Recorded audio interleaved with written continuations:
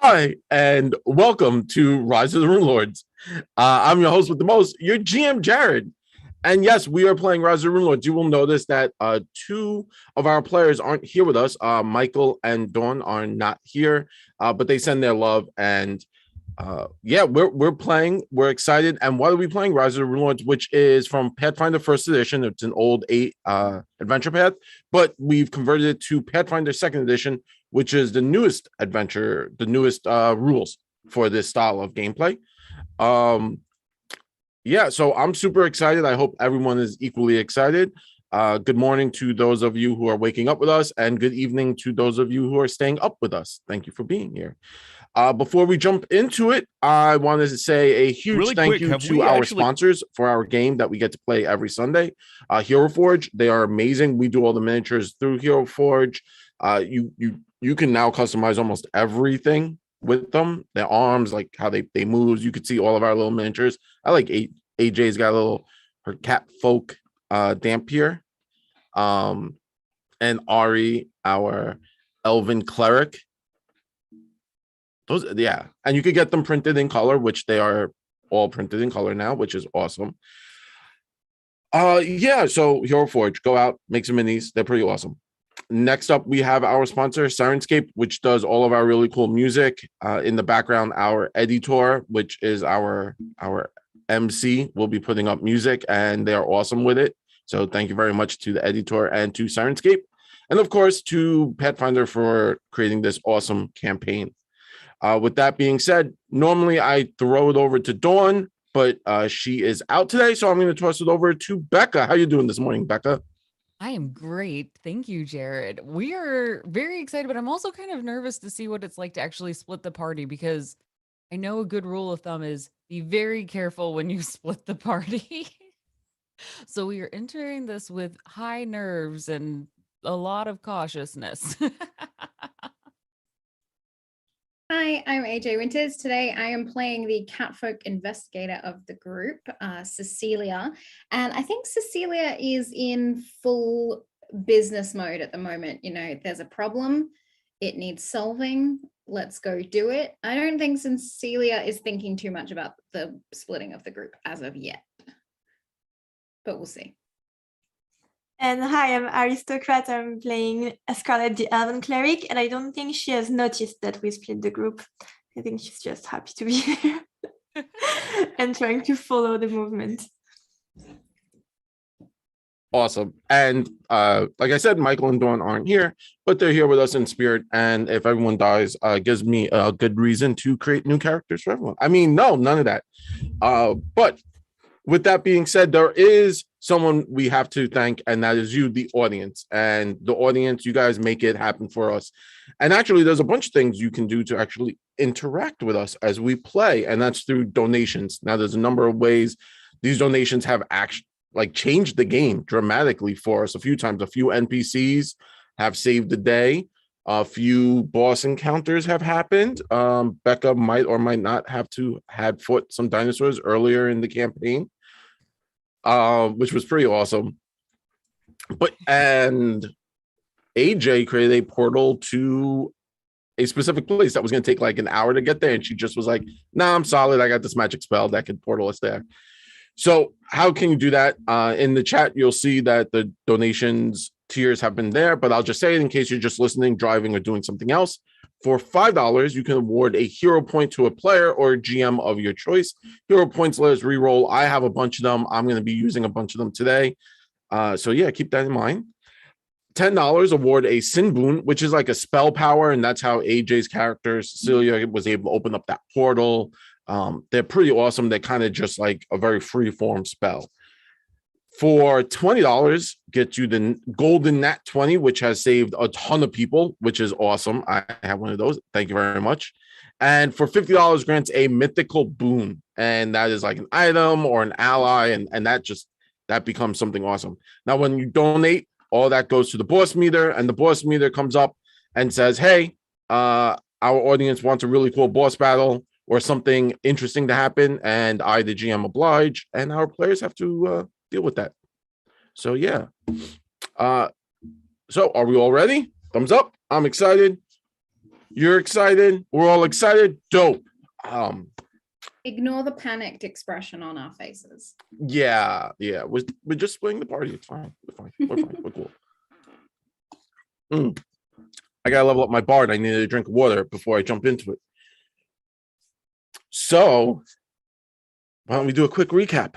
Last week, the players had made their way all the way back to their starting point of Sandpoint. Now, this is a new place for both Scarlet and Cecilia, as they had just recently joined the party only what feels like a few weeks ago, but is about a month or so ago, including travel time in the game world. As they made their way back to Sandpoint, the older party members, Rain and Nexon and Marvolo, decided to take Scarlet and Cecilia to Thistletop to visit a friend to kind of give Cecilia and Scarlet perspective of what's happening. They found Krut, who is currently bound in the Wrath Chamber, and Cecilia kind of find out she's stuck here for a bit. I feel like Scarlet went from just kill me to wait, there's a cure to this? Don't kill me. Yeah. Which was pretty fun. And then from there, they finally made their way over to Sandpoint, the city of Sandpoint. They found a note saying, "Hey, Sandpoint's going to be attacked. Like, there's definitely giants on the move." They saw footprints and space that suggested giants. Rain befriended a cow that possibly saw a giant. They're not 100% sure. And yeah, so they got to Sandpoint and they were surprised. This was the first time Scarlet and Cecilia was greeted without violence. And the town was just super happy to see them. Everyone was amped. The mayor and Father Xantus came out and greeted everyone, brought them back to Amiko's Tavern, the Rusty Dragon, where they were able to have drinks, kind of prep. That's where Marvolo and Nexon decided to head off and separate from the group and start to prep items, different specific items. Marvolo had to go up to the lumber mill to get specific items, which, if you remember from many, many moons ago, the lumber mill was where a swath of serial killer murders happened. But that was dealt with. And now we pick up in the morning with Scarlet, Cecilia, and Rain finally coming down into the tavern. The tavern has been closed out, so it's quite quiet. This is like very awkward. It's very quiet, but inside you have Bethan, a halfling chef, and you have Amiko, who is the proprietor of the tavern. Inside, as you kind of all one by one make your way down, there's just a swath of food for everyone, just all different things: roasted meats, berries, vegetables, just anything you could think of. Different sweet breads, not sweet breads, but like cinnamon rolls and stuff like that, not like sweet breads, which is a different kind of food. So that's what you come down into. As you kind of all come down, it smells delicious. It's the first time you're eating not on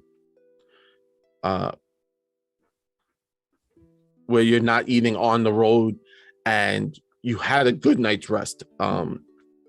Rain, you kind of crashed there as everyone it was like a long night. You guys just had drinks on drinks, a lot of whiskey, a lot of scotch, and a lot of jungle juice. If you're not an American, jungle juice is basically just grain alcohol mixed with sweet, like a fruit punch. So I feel like Rain could have made that, like invented jungle juice, like by crushing up berries and grain alcohol. So it was a rough night. Everyone kind of got like a little bit of a hangover. As you all kind of sit down and start eating, Amiko sits there strumming on her lute, just kind of playing a nice melody, soft to the ears, nothing difficult, nothing hard. Just softness. Bethan kind of runs back and forth from the kitchen, bringing out more food, and they kind of just wait for everyone to settle in and start eating and drinking, and finally I feel like Scarlet would be the last one down, as her morning routine takes a bit of time. I feel like everyone's got a morning routine, but Scarlet's got like that extra morning bit. Scarlet, as you make your way finally downstairs and you're sitting around, you're just enjoying the company, eating a little bit. Amiko puts down her loot and finally looks up and kind of smacks her hands on the table and says, "So what's the plan? What are we doing today? I hear we got a prep, right?" Oh, Rain will pull her hot tea closer to her, kind of still getting used to being back in a town and being quite civilized and proper once again around others. Yes, no, you're not wrong. Well, unfortunately, we have a lot to do. I suppose we can't stay here for much longer because we need to get going. Right? And she'll look over at Cecilia. Cecilia walks down the stairs with like a bag on. It's like prepped. There's like a list in Cecilia's hand. All right, so I'm thinking we start with the preparations in order to make sure that everything is fortified, and then we check on civilians. From there, so the plan was we're going to evacuate, and that in order to fortify, we would use the ridges and the mountainside, perhaps some trenches, trees, knock down, carve them up like spikes, something to stop the giants from coming through. Is there anything I'm missing? That's What? Rainbow very quietly try to hide her laugh from that comment. Right. I'm sorry, no, nothing is missing. You're perfect. You're great. Go on. Let me just reiterate. We have a war at our doorsteps. I don't think it's time for fun and games anymore. Well, and Rain will pull out a chair for Scarlet and welcome her and offer her a small tea. It's okay to have a little lift in our spirits, though. And if it's all doom and gloom, it really just dampers the hope we might have. It's all right. It won't make us go any slower. We'll drink our tea quite fast, and that will energize us for the day. You should probably eat something as well, or have you already? You probably did, didn't you? You're an early riser, aren't you? Yes, I've already eaten. Of course. And this is quite crucial. I don't want more people to die, and we seem to be the ones that are able to help. So I sort of slept, but also I didn't. You didn't sleep, did you, at all? No, not really. Yeah. Come take a seat. You need to at least have a tea. You won't be able to make good decisions if you're exhausted. I mean, that's questionable, but yes, all right. I'll sit and have tea. And then we should get to the prep. Good. This is a particularly special blend, so it should help. Like a little extra berries, so you'll find some sweetness in there, though. But I've added a few herbs to give a little kick for today, so we're particularly efficient is the goal. I have to run to the bathroom. I'll be right back. Efficient in many ways, apparently. Clearly. Well, I hope everyone else slept all right. How are you doing? It was enough. Once we get through this, then we can look at a good sleep, right? I've never faced giants before, but I think we can use their height to our advantage. Never wrong in being the smaller person. Well, I suppose it's an advantage I've never considered before. Might be able to relate a little more to the giants in this case. Or perhaps even learn something about being smaller. That's true. It'll be, it's been a long time. Yeah. I have a question. What level of intelligence can we expect from the giants? Are you asking the I think GM? that's a DM. She's in the bathroom. I think that's a DM. Yes.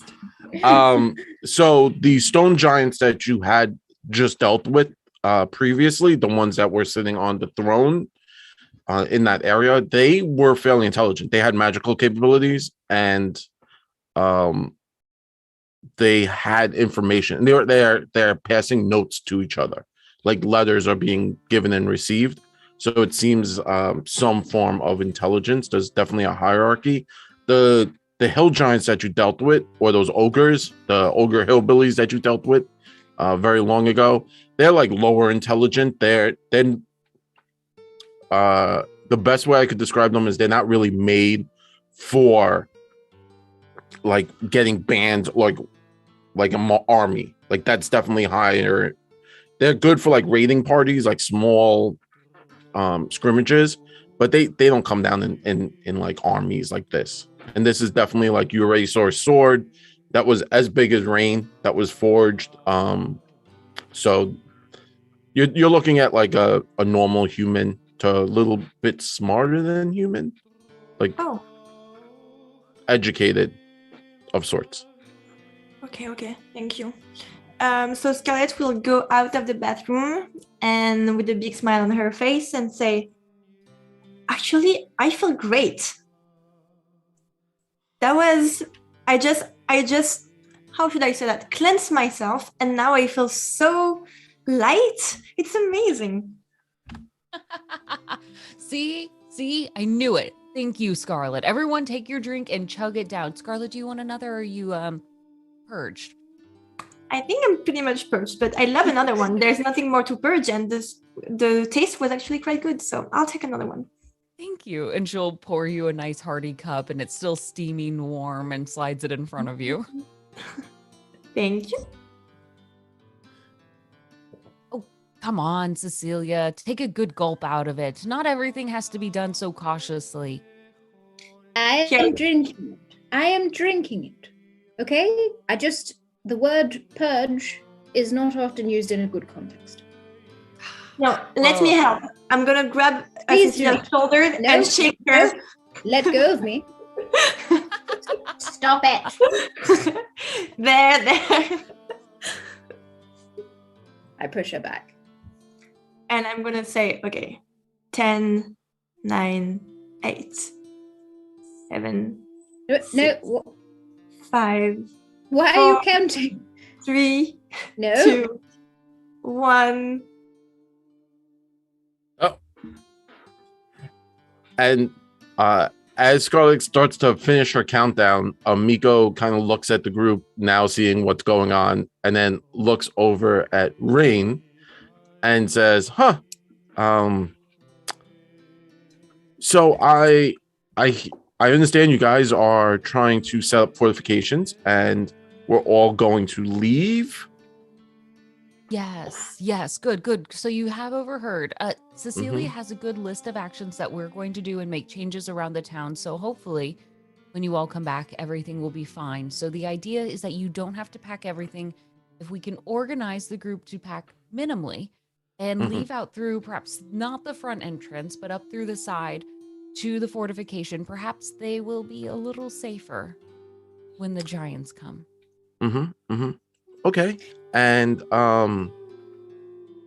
which is fine. Yeah. How do you expect to explain this to the townsfolk? Remember, this isn't like we got a bunch of, and there's a port, right? Like, how are we gonna explain this? Perhaps we can pitch it like a holiday away for a week. Do you think it would be? How about a religious endeavor? The pilgrimages were a thing, you know. Yeah, pilgrimages. Those are popular.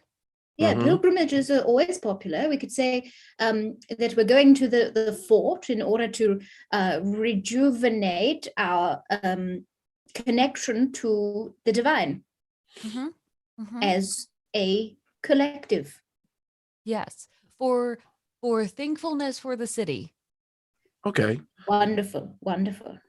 Okay. I say we run it by fear and just tell them the truth and threaten them. Like, if you don't get the fuck out of here, you're gonna die. I was on board with but the threatening kind of like, so I maybe, huh? Oh, no. How about you just know the truth? So that way, Mhm. if there are any doubts, you know why the pilgrimage is important. So if you need one or two other people who need to know the real fear behind things, so that way they can support you in making sure everyone follows you, that we could do. So is there anyone else you need us to loop in so that while you're up there, you have somebody with the foresight to know we need to stay here a little longer until um well, let's say we'll shoot some blue smoke up into the air. When you Mhm. see that, that means it'll be safe to come back home. Mhm. You do that. We'll figure it out. I I think maybe we should include the sheriff. He is very hesitant with a lot of the stuff that has happened in the past, but I feel like if you could get the sheriff and the town guard on our side, it'd be easier to move everyone out, whether we go through the pilgrimage or just the, hey, this is a military training thing, so that, following in line with what your friend, and she kind of motions over at Scarlet, like, we don't have to tell them it's giants are going to eat their faces, but we can just say it's something along the lines of, hey, it's military or a pilgrimage or whatever we need to get them out. I think it is perhaps wise to do a combination of both. Say that, giants are coming and they could die. And in order to protect the village, we've organized a pilgrimage to the fort. Yes. That way it gives them a mission, something that feels like they are contributing to the survival of their town. Yes. Seems That like would a be Also good drive balance. home the fear. Okay. A good balance. And that way they also don't try to come back. And when they come back, they won't be surprised to see, hopefully, Dead bodies. What? yes, dead giants. Which, I mean, wouldn't be the worst, but it's understandable. So I think maybe at the top of your list, you can speak with the sheriff, Mhm. get him included in this, have them on board, which is, Yes. is going to be a little difficult. And then from there, you could take care of the rest of your list. And then she kind of looks over at Cecilia and she's like, can I see that? And she like holds her hand out. Yes, of course. I believe that Marvolo and Nexon have already begun with some fortifications outside, and we are to take the civilians to the fort. Is that correct? Yes. All right. Then here are some of my plans for the fortifications. If you could take that to Marvolo and Nexon, it might help, but they are very intelligent in their trap making and such. So I trust that they already have it in mind. Yeah, I could definitely get this over to Marvolo and Nexon. That's not a problem. So like I said, I would start with the sheriff, honestly. And I think both of your ideas, she nods to Scarlet and Rain and Cecilia. I think both of your group's idea is kind of on tracks. It's just, I really hope everything works out. Sure. It'll be fine. We just have to believe that it will be fine. Rain stands up and gives her a warm hug. We're going to get through this, and the town's going to be okay. You have to believe that, right? I hope so. It's going to be fairly rough today. Right. Oh, well, here. And Rain will pull out a pouch full more of those herbs and whatnot. Just go ahead and feel free to make tea and pass this around to everyone. It'll make everyone's load a little lighter, if you know what I mean. And then we can get going. Honestly, that might be a deterrent itself if we have that. No, never mind. Let's not worry about that. Yes, just give everyone some good tea, and by the time we get back from the sheriff's, hopefully we can start getting everyone packed. Mm-hmm. Okay, good luck to you. And as she says that, Bethan kind of runs up and puts on the table 3 what look like lunch boxes, like little small boxes wrapped in a napkin, and you could smell they're full of different like foods. And Beth Ann's like, thank you for helping. I made these special for your group. Marvolo and Nexon, I left theirs with them this morning, but it's gonna be rough out there, so please use this when you need it. Oh my god, you made this for me with your little hands? Yes. That's so sweet. I'm gonna take her hand and kind of massage it a little bit and say, I love when, women cook for me. Or men, I mean. And she looks at you and she's, thank you very much. I appreciate this. And as you like massage her hands, you could see her hands are callous, like a worker's hand, like she's been working her whole life with them. She's like, wow, your hands are very smooth. Yeah, yours are very callous. I can tell you've been working and must have a lot of dexterity in them too, right? Yeah, I work with my hands a lot. I can tell. And it's kind of like, she looks over at the kitchen and she's like, well, I definitely need to get back to work, but lots to do. Got to clean up in here. Got to finish washing the floors. Got to apparently we got to buckle up and lock down the windows. So, but thank you all. And she nods to the group and slowly pulls her hand away from you, Scarlet. And then as she goes by, you could see she kind of smells it, like trying to smell if like you had lotion on, because she worked, her hands are more or less just smell like wood from like the wood stove and stuff like that. Her hands should definitely feel a little bit smoother. Awesome. She's like, she feels her hand. She's like sniffing. She's like, oh. And then she just walks back to the kitchen, and you could hear like pots and pans. I turn back to Rain and Cecilia and say, oh, aren't they so cute when they're so oblivious like this? You flirt with everyone. Yes. Are you toying with her? No, it was just, come on. That's a yes. Well, maybe she'll be preoccupied with sweet thoughts today because of it. So it might be good for her. Yeah. Well, I'm going to take at least a few of these goodies and stuff them in my pocket as we head over to the sheriff. Are you all ready to speak to him? Oh, you've never met him before. Oh, no. Okay, everyone, if you want to eat something, I'm going to give you a small lowdown of our sheriff friend. So he's a bit skeptical, to say the least. While responsible and nice, he is the one who was convinced that Mavolo was the one behind all the bad things here and was definitely not ready to be convinced of otherwise. So in terms of like being a fan of the Roonies, he's not waving our banner, but he's at least no longer pursuing us. So in terms of this, I know we've had a very warm reception so far and everyone's been listening to us and catering. I would say that perhaps we shouldn't expect the same kind of lovely treatment we've been having so far. Like this is probably where it stops. Do not worry. My expertise come in the form of diplomacy. It is the one thing I was taught and drilled into as a small child, so I'm sure I can handle it. Excellent. And yes. My expertise would be making Cecilia's diplomacy a little less cold. I have been trained in the art of warmth. Thank you very much. Oh, really? Can you give us a little sneak peek? DM, I would like to completely drop into whatever like performative state Cecilia is able to do around diplomats and be like a very sweet cat, like oozing both sexuality and composure. Do I need to roll like a diplomacy check for this or a performance check for this? Let's see. Working.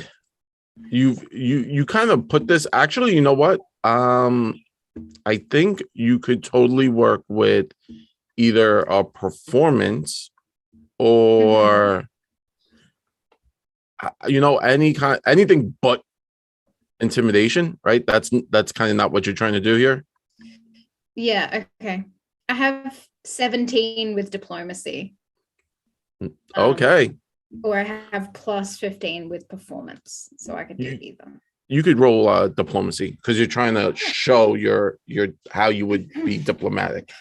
Let's see how this goes.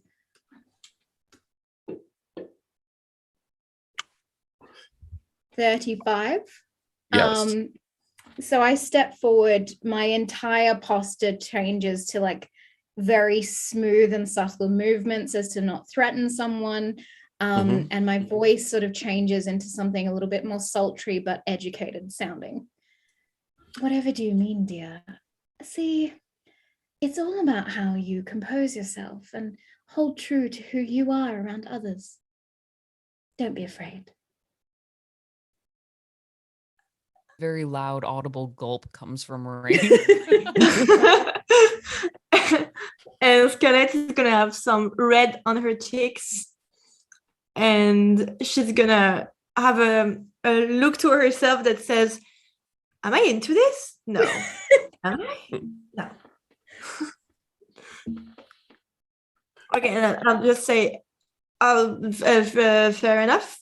I'll go away. Yes, tout à fait. Yes. Sorry. What? I just. No.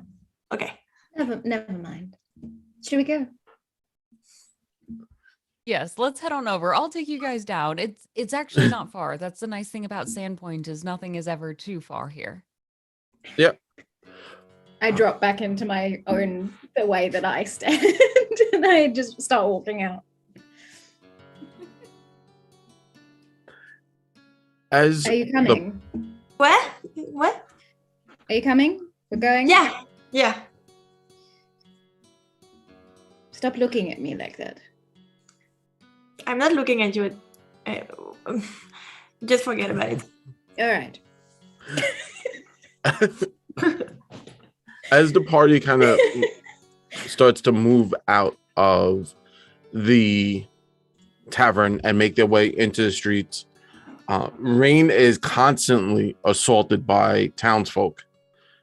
They just constantly keep coming up, and not in the negative way. It's just a flood of people, right? Assault is a hard word.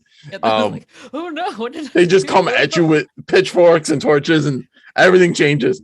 No, they just constantly keep flooding up to you and greeting you and saying thank you and such. The little pug that you had befriended many moons ago, with the little kid, they kind of follow you around. You could always see them out the corner of your eye. Like the two of them are the little girl and the pug are just following you aggressively, but always keeping like far enough away where you could see that they're following you and they're badly doing it. As the townsfolk keep coming up, they keep pushing different things into your hands. Like they keep giving you bundles of either food or trinkets or like clothing. Some of them come up and they're even like, oh, we started going to the theater because of you. And a lot of people, that's like, it's just constant. And as you kind of keep making your way through the crowd, you're being stopped.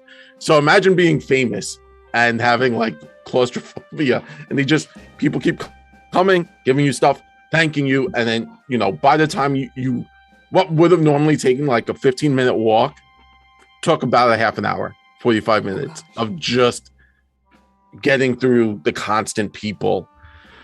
As you make your way to the sheriff's station, you can now see some of it is singed, and it looks like there has been a lot of repair done to the sheriff's station. It's a fairly large one-story building with a jail attached to it, or like a holding cell. It's kind of where they keep the drunks and the rowdy people. And no one of danger, anyone of danger would be sent to Magnemar. That's the nearest city. But as you kind of get there, it's fairly large, right? For a small town. This is also where they stored the bodies. As you get there, the front door just slams open, and out comes a body getting thrown into the street. You look around, and it is a gangly, young man. He kind of stands himself up, dusts himself off, and he, with a head held low, he just kind of runs off. You could see like maybe a little bit of tears. And standing in the doorway is Cecilia and Scarlet, the largest man you've ever seen. His shoulders just take up the door, almost the doorway. He is clearly a human, but this guy in a brick house, kind of huge, with the most disgruntled grimace on his face. And the moment he sees Rain, right, like, because you can't miss Rain. Rain's got the antlers. You hear That's an audible. The only reason why you can't miss her. Yeah, that's really it. It's the antlers. This is the antlers. I've never seen antlers before. The moment he sees Rain's antlers and he sees like the crowd dispersing now, he literally an audible shit. And he just storms into the main area. As you make your way and you kind of come in, you now see multiple different tables. Other guards are working around the table, and there stands Sheriff Baylor, and he looks at you, Rain, like dead in your face, and he just goes, "What is it?" Oh, good, you remember me. That's nice. And Rain is trying to again slip through the door, even though it's bigger because he's built. She kind of knocks the door open a little bit more, making a bit of a rattling noise, and very much so announcing her presence in this building. I wanted to see how you're doing. It's been a while. I'm just gonna whisper to Cecilia. I would climb that up like a tree. Sorry, not flirting. I'm not flirting. I'm just making a comment. You need to calm down. Yeah, I do. I don't know how and why you woke up this way, but I just want to say, like, this is a lot. This is a lot. Sadly, I was born this way, so I can't really help it. Do we just need to like find you someone to satisfy you for the evening or something, and then it goes I can away? manage. I'm gonna show you that I can manage. I'm not. You know what? From now on, I'm not gonna flirt with anyone. Good luck with that. Yeah, I'll show you.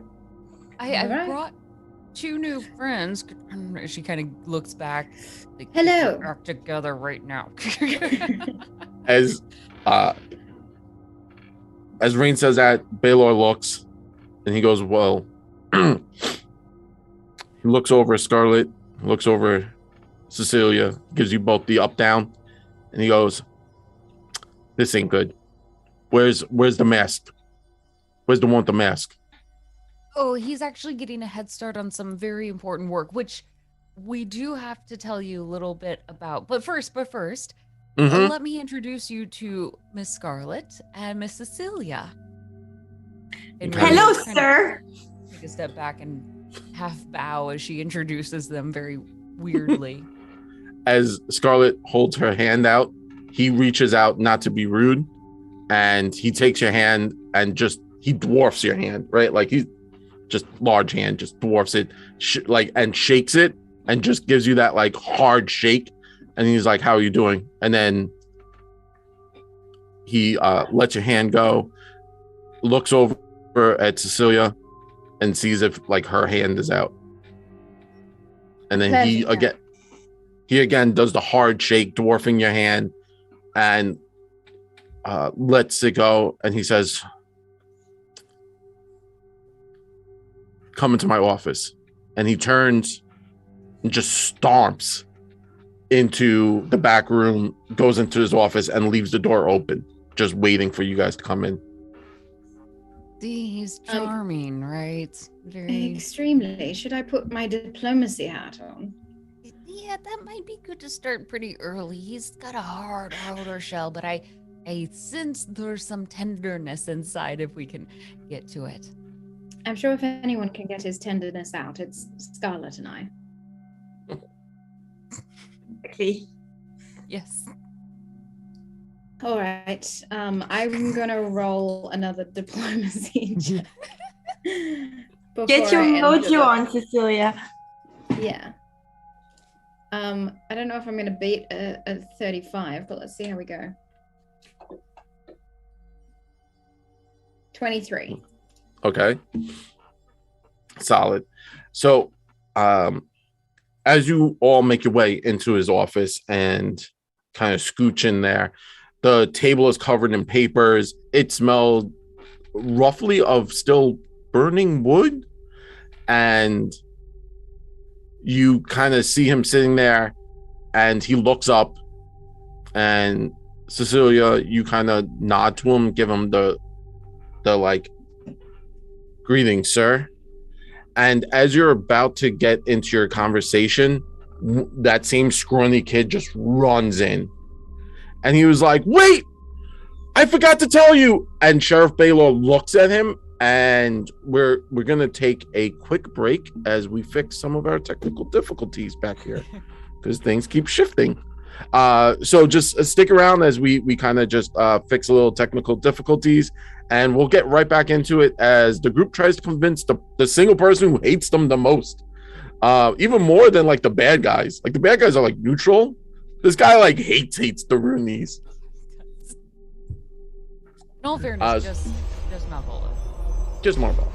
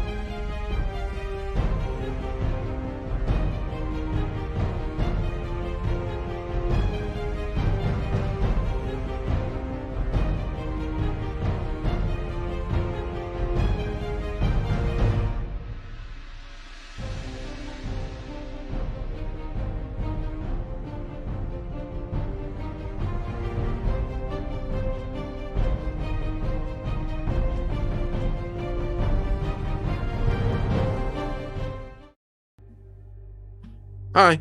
Thank you for sticking around. We just had a bit of technical difficulties, and instead of doing that all on air, we just took a quick 5-second break to fix the gremlins,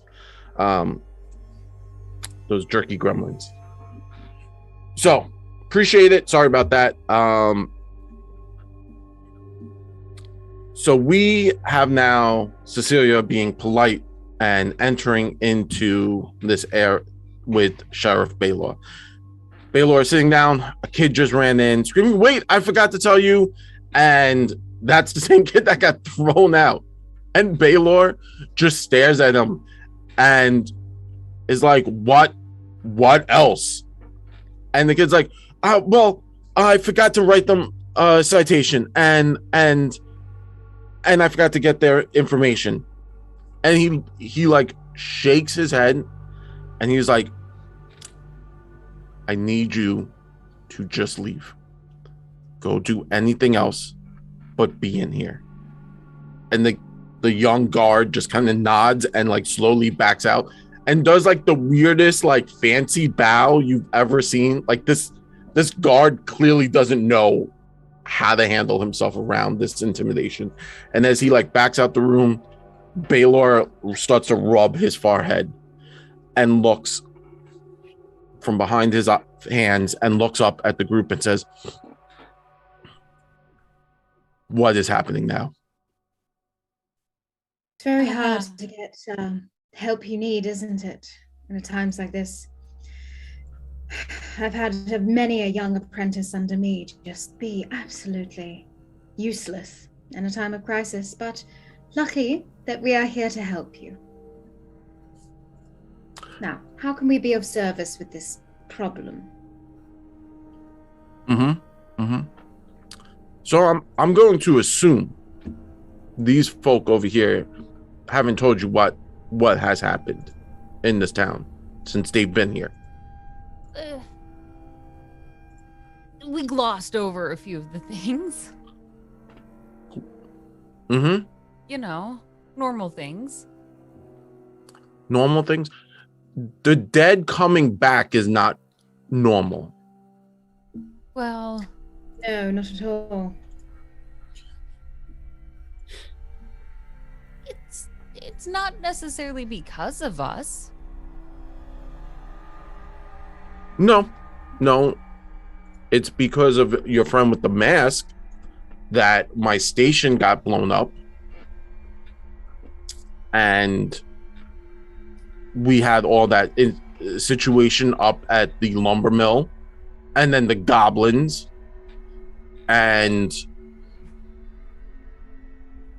well, the lumber mill and the goblins were more of a reaction, and we were there to help solve those particular issues. We didn't have anything to start that with, and to be fair, we did fill you in as many steps as we could. As soon as we got details about the lumber mill, we did send back information to keep everyone in the loop as best we can, and we tried to make sure it stayed at least away from the town. You know, our goal has always been, at least on the same page, to keep the people of Sandpoint safe. And that's what you are about as well, right, Sheriff? Protecting those that cannot protect themselves? Yeah. That's usually how I like to handle my town, is to make sure those under my jurisdiction are safe and secure. And there has just been so much that this group has done for this town. And I do not understand how these townsfolk just idolize this group and they don't see what's happening because of this group.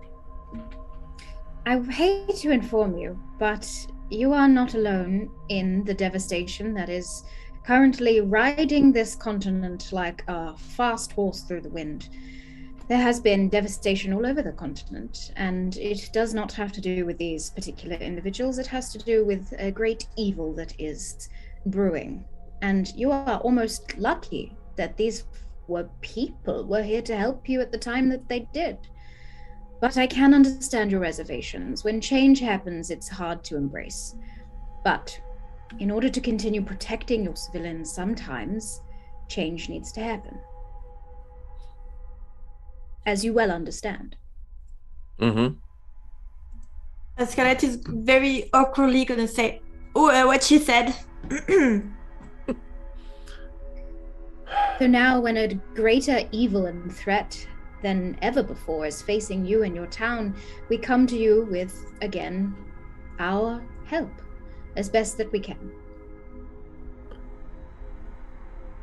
He kind of just sits there and just shakes his head and says, okay. So what is it this time? So, many villages around the area are being attacked by giants.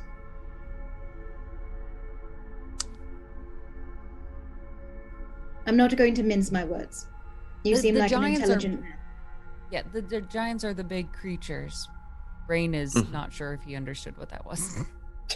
I love how I'm like, you're an intelligent man, you know what's happening, and you're like, they're the big ones. So, in order to protect your civilians, we've devised a plan. We're going to evacuate the city and send them up to the fort in the hills. We're going to tell the civilians that a threat is coming, and in order to protect the town, they need to do a pilgrimage to an ancient site in the mountains, and that will protect them and their city. Okay, so you're telling me I have to convince the town to get everyone out? Yes, Or if you would like, I can certainly do it for you. Very Okay. convincing when I want to be. And by any chance, where are we putting the town? The town itself is going to be fortified for protection, and we're going to kill off as many of the highly intelligent and giant creatures heading your way. And then, once everything is safe, we can return the citizens back to the mostly protected city that still stands. That is our plan. Okay. So I have to convince about 1,200 people to pack up Yes. and leave. Yes, which is why we're spinning the tale of the pilgrimage. We think it is a great opportunity to involve the citizens and make them feel like they are helping. Fair enough.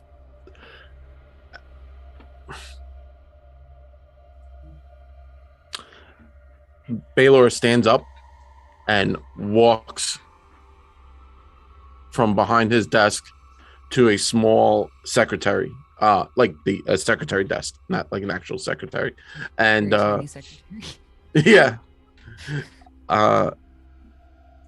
and he goes over to the secretary desk, pulls out a drawer, and reaches in and pulls out a liquor bottle.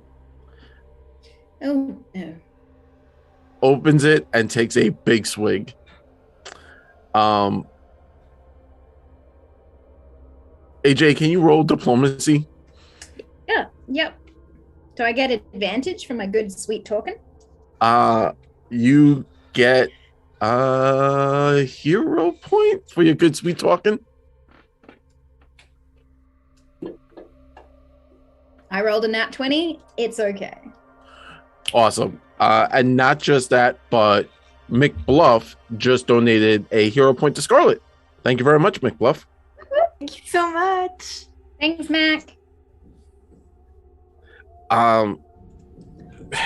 So with that, he takes a swig and takes another swig, turns to the group, and he says, okay, I have to move 1,200 people. I have to close the ports down. Mm-hmm. And I have to convince them that this is some form of pilgrimage because giants are coming to the town and are going to basically try and destroy the town out of... Yes. Why are the giants coming here? It is the biggest town. It's going to be the most amount of people, and it's going to be a place where they can find food and prey. Okay. I would say that informing the citizens about the threat is a good idea. Letting them know that this is a fearful event. Offering them hope through the pilgrimage. Not only just as an escape, but as a way to say that by doing this, they are connecting with the divine and helping to save their city.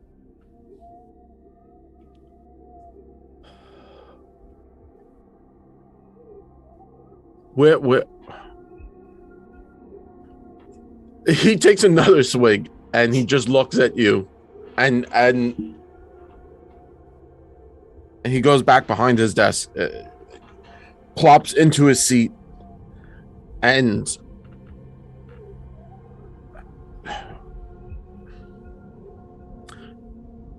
I need this in writing. I need whatever we're about to do to come down from the mayor. I need her to write a formal decree saying that I have to muster the town. You could bring me that. If you bring me that, I'll help. I'm not taking this into my hands. I've had to deal with so much community backlash from the dead rising. We had to put up a new wrought iron gate around the cemetery. The monsters weren't even coming from the cemeteries. The farmlands out there are in a ruckus. Some of them, they still claim that there are ghouls out there and that the scarecrows are ghouls. Kids are now singing songs about ghouls, scarecrow ghouls. It's A lot has changed dramatically in this I town. understand. A lot has changed globally, I will add. And these giants have already hit a few towns and cities that aren't yours. You are not the first to be devastated by this. I will happily go to the mayor with my friends and collect a decree for you. But I do urge you to potentially put down the liquor. This is a time for a straight mind, not a weary one. Fair enough. A war is coming, Sheriff. Best be on your tip-top shape, yes? A leader amongst those who cannot lead themselves. I would like, so I'm going to say this. Cecilia has gotten him from hostile to neutral. So he's quite neutral. You're doing a very amazing job of convincing me. Like, you're convincing me, and I'm the GM, and that's the person you got to convince. So with the natural 20, he's quite neutral, borderline helpful, friendly, right? So you're doing a great job. And because of that, I would like Rain and Scarlet to roll charisma checks, just so that he can get over his own personal issues. You can choose whatever charisma you want, but additionally, you will both have the reroll option from the hero point. You do not have to use a hero point that you have been given by the group. I'm giving you free hero points. 23. It's pretty good. Wait. How do I? Oh, sorry. You could roll diplomacy or a yeah, like a charisma check. Sorry. So diplomacy or deception, kind of like or performance, like you're kind of trying to put on like a show to be like you're Cecilia's hype men, hype people, hype humans, hype entities. You're like, yeah, what she's saying, yeah, totally, 100%. Okay, I roll performance. 21. Okay. So, Cecilia, you're talking straight with him, right? And he likes that. He agrees to that. He doesn't like mince words. So he agrees with what you're saying.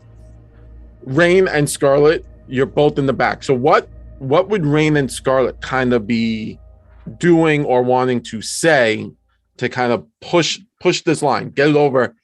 You're almost at the finish line. You got to just help your friend out here. So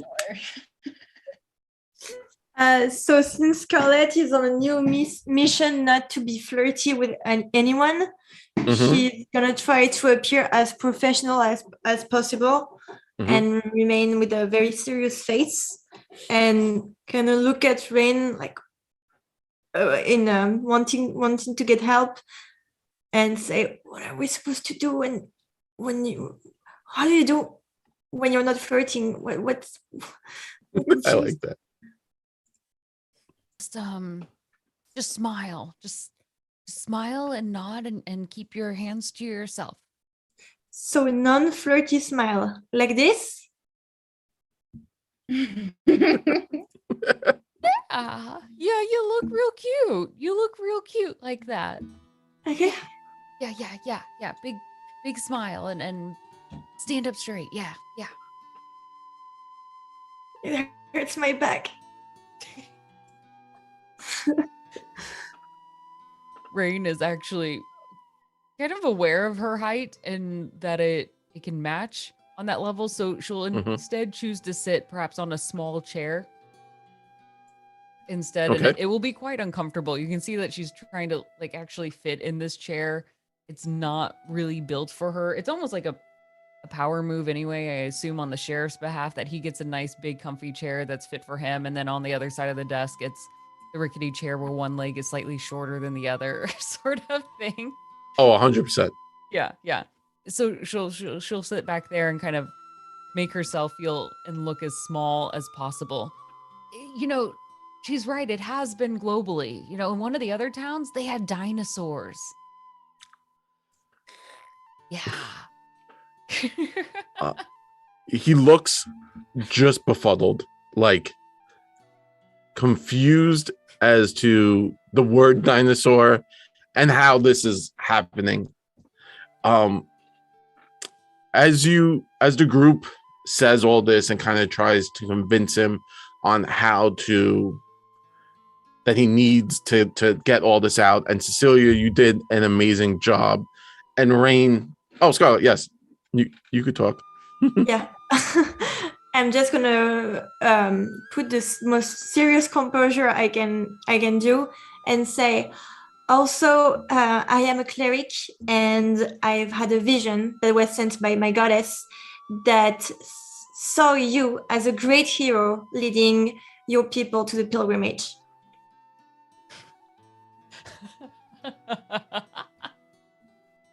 As you say that, he actually makes the sign of Abadar, which is Scarlet, as you know, is a god of this realm, and is the god of like cities and civilization. So you could see he kind of like makes the sign of Abadar. Yes. Would I know that? Would I be able to recognize the sign? Let me see. I think yeah, because it's a very open god in this area. Okay. So Yeah. like it's not hidden. Yeah. And then I would just add, as soon as I see him do that, I clock it with my perception, and I'm just like, Abadar be with us. You guys are hams. All of you are hams, and I love it. I appreciate you all. He looks at you, and as you say that, he nods and he says, "Look, I need the writ, so it's all formal. So if my higher ups from Magnamar come down on me, as you know, you have to pass it up the chain of command. It's all making sure this is all legal and done. Of course. I hate that mask-wearing fool is running around in my town again. They are trouble, and it seems wherever they go, trouble follows. With that being said, he looks at you, Rain, and then he looks kind of past you, Cecilia, and looks at Rain and makes eye contact with Rain, and he goes, Hannah's a friend of mine. She has said you've never done wrong by her. Also, I see the way the townsfolk look at you folk. And now he kind of generalizes his look and looks back at you, Cecilia and Scarlett, and he says, I can't promise I like what's going on. I can't promise I like all of you. What I can promise is I will not get in the way of what you are trying to do. If you get me that writ, I will guarantee my guards will start to get the townsfolk, get them into wagons, and get them out of this town. That is the best I can do. It is more than enough, Sheriff. Thank you. Thank you, Sheriff. Thank you all. And he looks at the bottle and then looks at the group, and then he slides it away from him. He says, have a good day. And you. We leave. Yeah, we will actually take the bottle. Twilo takes the bottle? Yes. Like Twilo comes out. Obviously, yes. This is not for Twilo to drink. Let me also note that Twilo is not an alcoholic. Oh, in my head, I was like, oh, Twilo's about to get loose. I was like, I'm all about this. I want to see the side adventure with Twilo and Nyx. Or drunk squirrel. Yeah. No. Twilo, Nyx, and Buttons get drunk. Yeah, that's the side adventure. Twilo grabs it and grabs the bottle and kind of like skitters back up to you and like up into your antlers and kind of does that like little kid where like the little kid knows mommy will protect them and has that like little kind of like you can't hurt me. Yeah. And Baylor looks at you, Rain, and just shakes his head and then starts to go into like writing paperwork. As you exit the office, and make your way back into the street. You look around, and it's now later in the early afternoon. So it's later in the day, but early afternoon. You look around. Rain, you know exactly where Mayor Kendrick's office is. You've been there before. That's where you got your sheriff badges, which you've yet to give back. Oh, I forgot to even ask for those. That's my fault. We're keeping them. They're ours. I forgot to ask for those. Oh. As you make your way to the Mayor Kendrick's office, it's a lot faster than before. Clearly, the townsfolk have talked about you. As you walk, people are staring.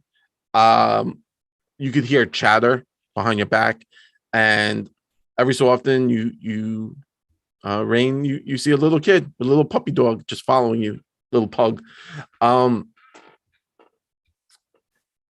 Can I, as we move, can I leave like a muffin or some of the breakfast snacks, like on like a little stool here, on a barrel there, like leaving a small trail? Definitely 100% you can. And as like the little kid gets to it, you could see she kind of like picks it up and starts to nom nom nom nom nom, and shares it with the little pug. As you go, people are kind of, eyeballing the group and doing everything. Scarlet, can you make me a performance check? Sure. So, okay, performance.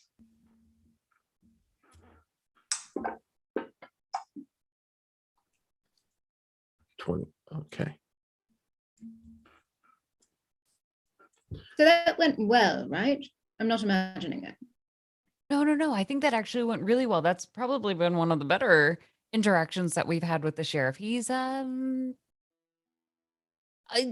obviously not a fan of Malvolo in particular. That's right. I found that with people like him, if you mildly stroke their ego at the same time as offering them solutions to their problems, they'll usually follow what you say. Oh. Have you ever used that tactic on us? Yeah. Haven't needed to.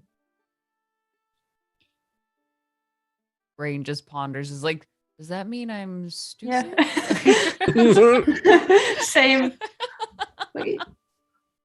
I take like a good 2 seconds to let them like ponder what that means. And then I just turn to them. I'm like, our goals have been the same. So I have not needed to convince you otherwise.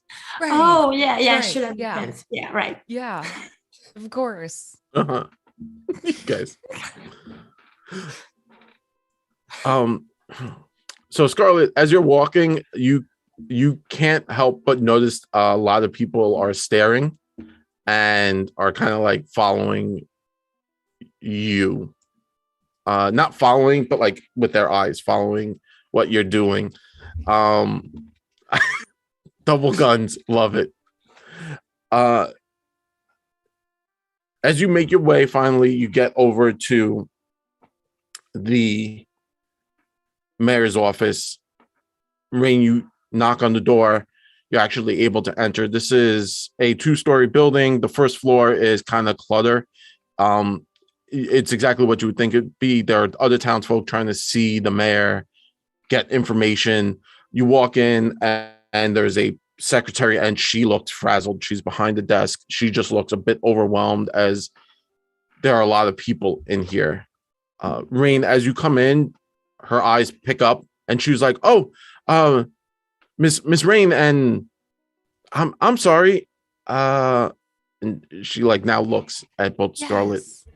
Mayor Kendricks, welcome. Oh gosh, I want you to welcome some good friends of mine. Our party's grown a little bit. It's been an adventure and a story, honestly, right now we don't have too much time for, but I would love for you to meet my 2 good friends, Scarlet and Cecilia. And Rain will kind of sidestep the best she can, kind of ducking underneath the rafters to make room for both of them to take center stage. It's a pleasure to meat you. Hello. The pleasure's all mine. Thank you so much for coming. Are you here to see the mayor? Yes. Okay. So I thought uh, this was. Yeah. Oops. My bad. so she's upstairs. I believe she's in with Miss Vendor. Um, Oh, she should be upstairs. Please. And as the group kind of follows and you walk behind the desk and start to head through the second door, heading upstairs, you could hear now like a grumble coming from like the 5 or 6 townsfolk who have been inside, clearly waiting to go see the mayor. And you make your way up, and as you get to the top of the stairs, there's a waiting area. You walk in, and out comes Mayor Kendrick, and behind the mayor is Miss Vendor.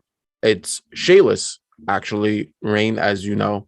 Shayless is a beautiful young woman, uh, bright red hair, and she kind of comes out. She's well dressed, and she, looks at the mayor and says, "Thank you very much, Mayor. I'm assuming the paperwork will all go through as necessary." And the mayor's like, "Yes, I'll take care of it as soon as everything's done." And oh, hello, Rain. hi, we're not interrupting anything, are we? Oh, we were just finishing up our work. Oh, I see your cohorts. Your new cohorts have come.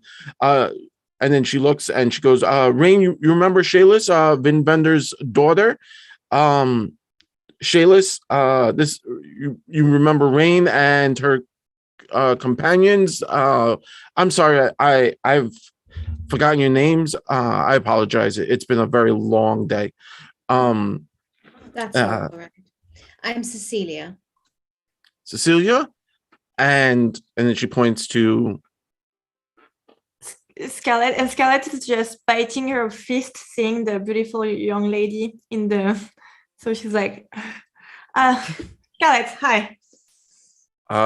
So as you say that, Shayla's kind of walks up to Rain and gives you the rich lady hug, where it's the double kiss on the cheeks, and then she walks up to Scarlett, does the same thing, double kicks on the cheeks, one other, but her hands are at her side, and then she walks up to Scarlett and she like pauses and makes eye contact with you, Scarlett, for like a moment, and she says, "I like that fragrance."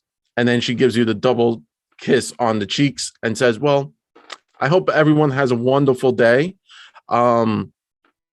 I just like to whisper in her ear, "I'm not wearing any." And then she says, "Oh, well then, I apologize. It must be something else." As she looks at the group, she says, "Well, it's lovely seeing you again, Rain. If your friends and yourself are in town, I would love to catch up. You must have a great many stories. I hear the town folks talk about you and your group.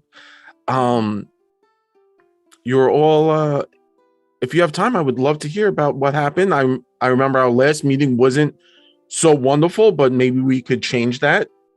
Right. I'd love to. I appreciate the offer. So don't think of this as me saying no to it, but well, we're on a bit of a time frame, and unfortunately, I have a request. Well, we have a request because, well, we're a bit worried about Sandpoint. What is happening? Well, Is this the mayor or is this the woman? This is sorry, this is Shayla's. Okay. Yeah. So she's like, "Oh, another tale to be told then. Well, I will get out of your way. Miss Rain, your friends are all invited to stop by for drinks if you have time. I would love to catch up with them and get to talk to everyone. So please have a wonderful day, and if you see me in the streets, don't be a stranger." Of course. No, of course. Rain will reach out to give him a hug. And she gives you a hug and she says, Well, I bid you all adieu. And she kind of does like a very gentle like curtsy, and then she saunters down the stairs. I look over as she's sauntering down, and then I just raise an eyebrow at Scarlet. And she's just smelling the path of the woman and saying, smells like poetry. What? Really good job at not flirting. Really good job. I was merely stating a fact that I'm not wearing any fragrance. That's my natural body odor, and I thought I'm very proud of it, and I thought I should inform her. Whatever you have to tell yourself at night. I think I'm going to win this bet. What are we betting exactly? Good question. What is it you want? I want you to behave like the sultry kitty for 24 hours straight. I put the sultry kitty back on, the diplomacy version, and I look dead in Scarlet's eyes. I get very close. My tail sort of comes up to stroke down her arm. I don't think you could handle this for 24 hours, Scarlet. I don't think you can handle me. I walk away to the mayor. Rain is just beet red right now. And so you didn't even let me finish my sentence. I'm just like, oh, come on.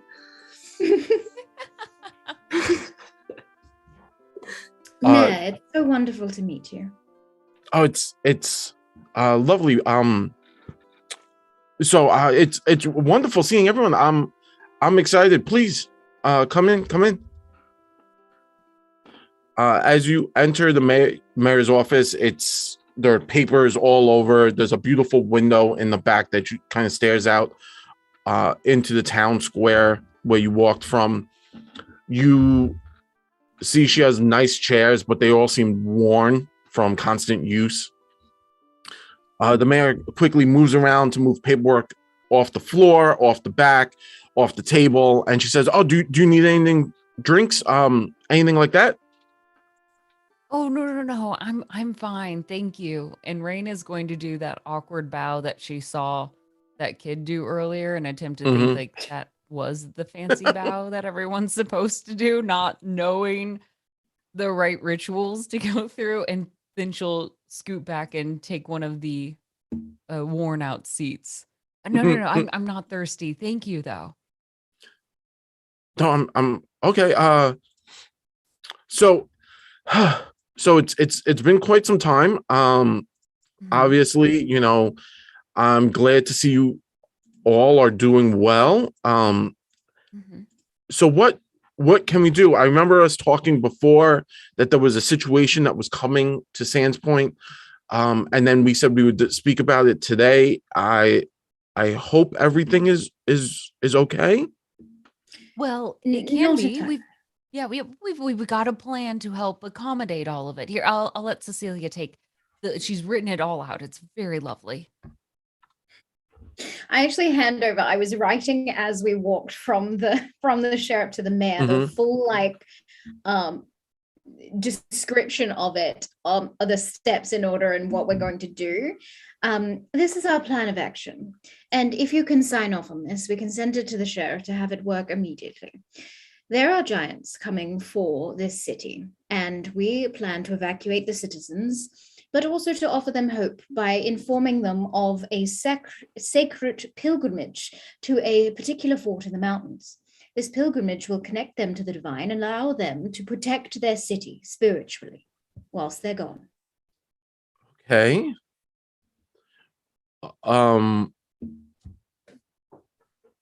Please read over it. Okay, so there are giants coming to the town. Yes. Okay. But do not worry, we're fortifying your city as we speak. Fortifying the city as we speak. Okay, and who's fortifying the city? Mavolo and Nexon are currently undergoing some preparations out to the east. Okay, so we have some people who are trying to keep the town safe. Okay, I trust Marvolo. I've seen his work before, and Nexon, I'm sure she's doing the best that they can in this situation. So, okay, so how did this happen? What happened here? We're unsure as of yet, but a great evil has been brewing on the continent for a while now, from what you've witnessed here at Sandpoint and beyond. Currently, the threat is an army of giants moving towards us. Army of giants, got it. Army of giants coming to the town. Oh, this is not good. Okay. So, oh goodness. Oh goodness. Please do not fret. We have the proper precautions laid out in that piece of paper in front of you that I think will protect everyone here. They simply must follow.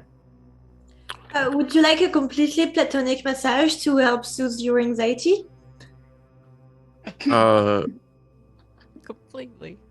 Completely platonic massage.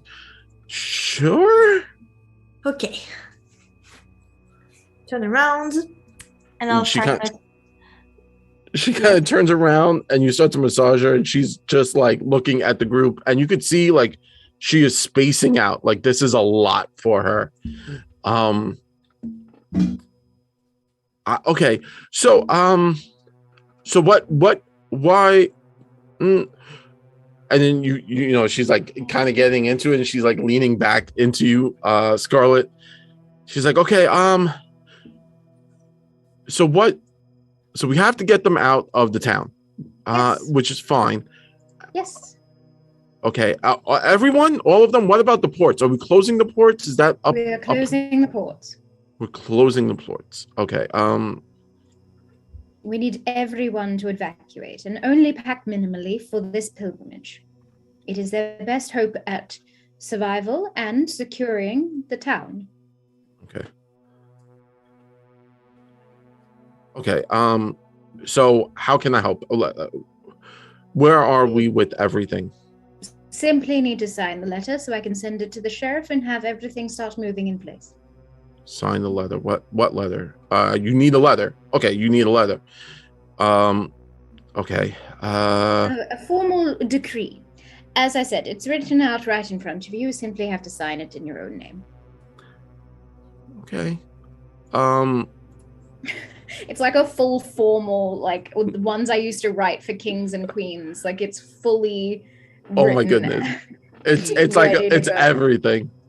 So she grabs, she takes the letter from you, right? And she kind of like starts to look it over, and she wants to like double check to make sure everything looks okay. In about like 5 minutes, she like looks up, and she says, "Oh, okay. If I sign this isn't going to be good. There's going to be a lot of pushback, but."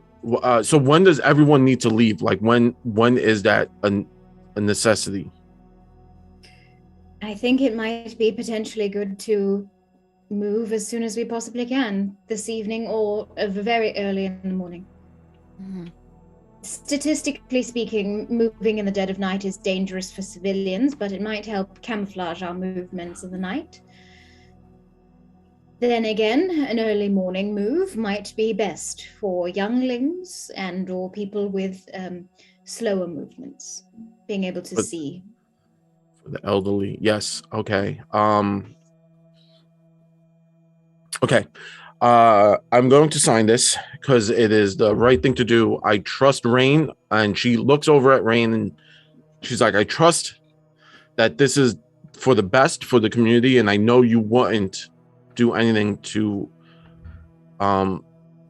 cause any kind of harm to come to the town. You've done everything you can. I trust your friends because they're with you and you have a good sense of judgment.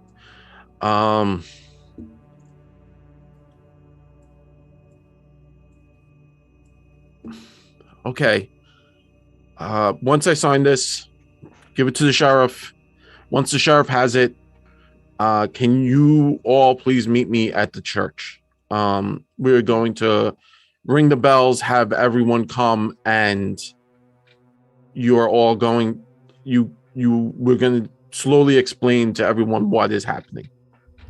I think that is the best choice. If we can explain it in a way that is convincing enough, I do not assume that anyone will stay behind. Right. I mean, nobody wants to stay around and see the giants and maybe the dragon. Wait, what? Right? Rain's gonna look at the other two. Rain, everyone wants to see a dragon. AJ forgot there was a dragon involved. Yes, of course. We must drive home that this is a fearful event and that they should be scared. But in order to save their city, the pilgrimage is the best choice. Pilgrimage is the best choice. Okay. I repeat the god. What's the god's name from before? The one the sheriff said? Oh, Abadar. Abadar. Yeah, Abadar. Abadar. Yeah. Abadar be with us all. Abadar be with us. This is going to be hectic. She signs the paperwork, looks it over again, and with a sigh, she slides it back to you, Cecilia. She completely forgot that Scarlet was like massaging her, and as she like turns around, she like panic, like you could see like panic. Just she's shocked by the fact that like Scarlet is still there, and she's like, "Oh my goodness, I totally forgot. Oh, it was so good. Thank you very much." So I have a lot to do right now. Oh my goodness. And then she holds your hands, Scarlet. She's like, you and your friends are gonna help. I appreciate this. Thank you all. And if you need anything, please don't hesitate to ask. And she kind of like heads back to her desk and starts to rifle through some papers. And she's like looking, and then she pulls out a piece of paper and she starts to jot down some notes. And she's like, "Listen, after the mass, I'm gonna have to I'm gonna have a letter. You guys are gonna have to take care of this letter for me. It's gonna be an important letter.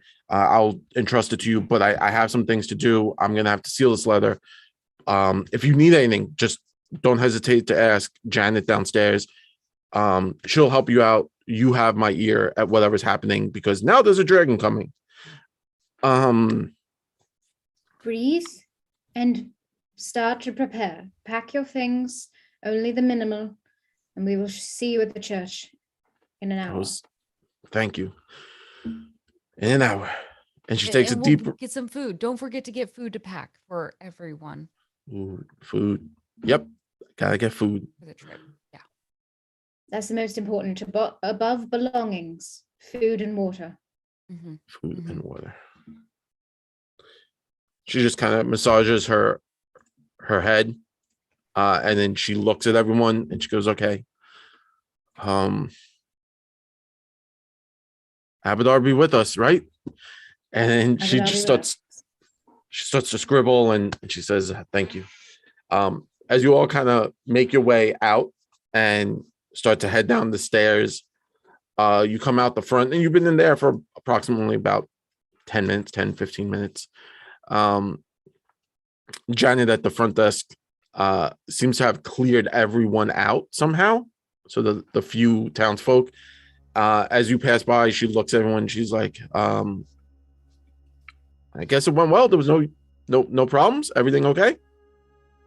Indeed, we're going to hold a mass meeting at the church in an hour to discuss some very important things with the saviors of Sandpoint. Would you be able to alert as many citizens as possible? Yes, I shall. Not a problem. Wonderful. All right. We head to the sheriff. Yeah. So as you step out and you start to head back towards the sheriff, it's 15-minute walk. As you walk, you all kind of turn the corner, and as you do, going through some of the streets, Everyone make a perception check, please. Oh no.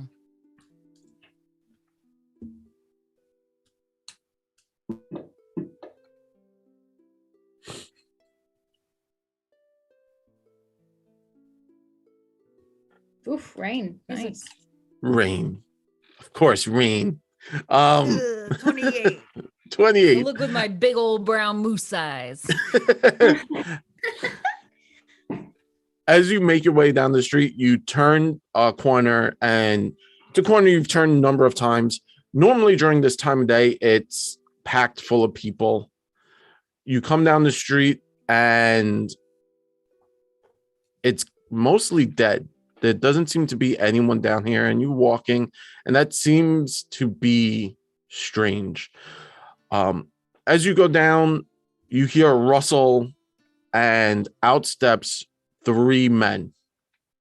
You've not seen these men before, and they come out in front of you, Rain, and the tall, lanky one, his hair greasy and greasy mustache, and he says, well, I see you've come back to the town, but I don't see your short friend. We were told you have 1,000 platinum pieces for us. What are you talking about? Who are you What? talking about? The theater. You owe us money.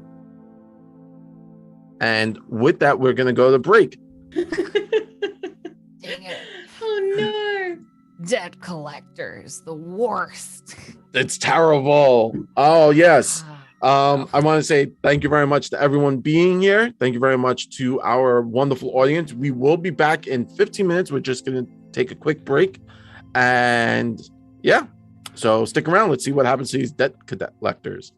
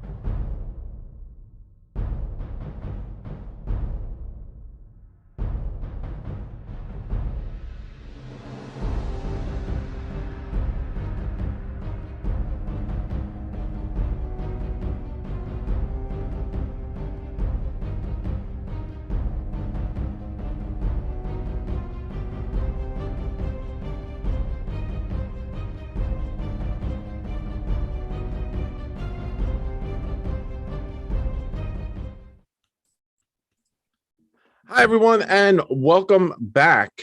So our players, and I appreciate everyone being here, our players have convinced Sheriff Baylor, if you're just joining us, our players are trying to evacuate an entire town because, well, you know, the town's about to be attacked by a bunch of a giant army, a dragon. You know how it goes these days. Just every little thing. So they've actually been able to convince the sheriff, who hates them, that they need to kind of get everyone out, which is kind of cool. But the sheriff demanded that they get the mayor of Sandpoint to write up a letter. So listen, if this all goes belly up, it's not his fault. You know, the typical political game, right, that we all have to play. They went to the mayor. They got to meet an old friend of Shayla's, Shayla's vendor. Scarlett and Cecilia now have a running bet. If Scarlett cannot do anything hyper sensual, Cecilia has to be a polite cat lady. Cecilia, if Scarlett fails, Cecilia, what was your victory clause? I don't think Cecilia has given hers yet. Okay, I'm excited to see where this turns out. I know Cecilia has to be a sexy cat for 24 hours. Yes. Oh God, what have we done? What have you done? So I don't know how this is going to work mid-fight if I lose. So we'll see how this plays out. I'm excited. So they were heading back from the mayor's office after they got to meet Shayla. Shayla's kind of shot her shot at Scarlett a little bit. And Scarlett held out, which I'm surprised. I gotta congratulate Scarlett on that one. But as with all things, they kind of forgot. Well, not they, but it might have been early in the campaign. If you're new here, the original party, before everyone split up, owes money to a local mob, right? That's what you would call it, Rain? Like a mob of sorts. Yeah.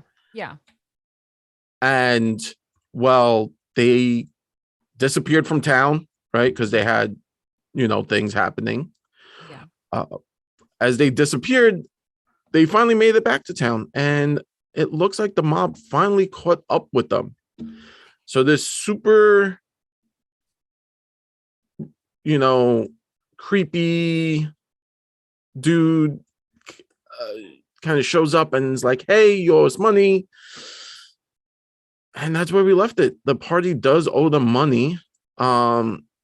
As they turn this corner, they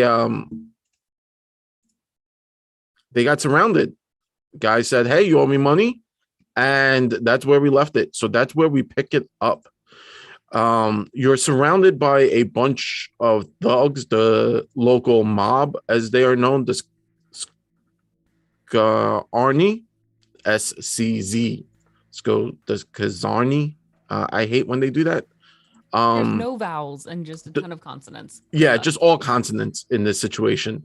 Have showed up. They are rude. They are excited to see what happens. And basically they pulled a knife on Rain and said, hey, you owe us money. Do we though? Do you have the contract? Did we even sign a contract? Now remembering that Cecilia is quite the expert on contracts. Well,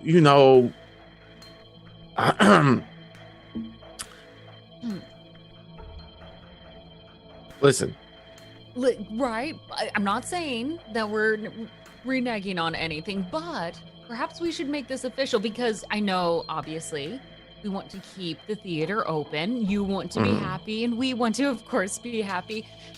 But we need to have deadlines, and we didn't have that set out. But if we create a contract, then you will have set expectations, and you don't have to come by the town, right before it's we're going through a major crisis, and you will get your money when you expect it. How does that sound?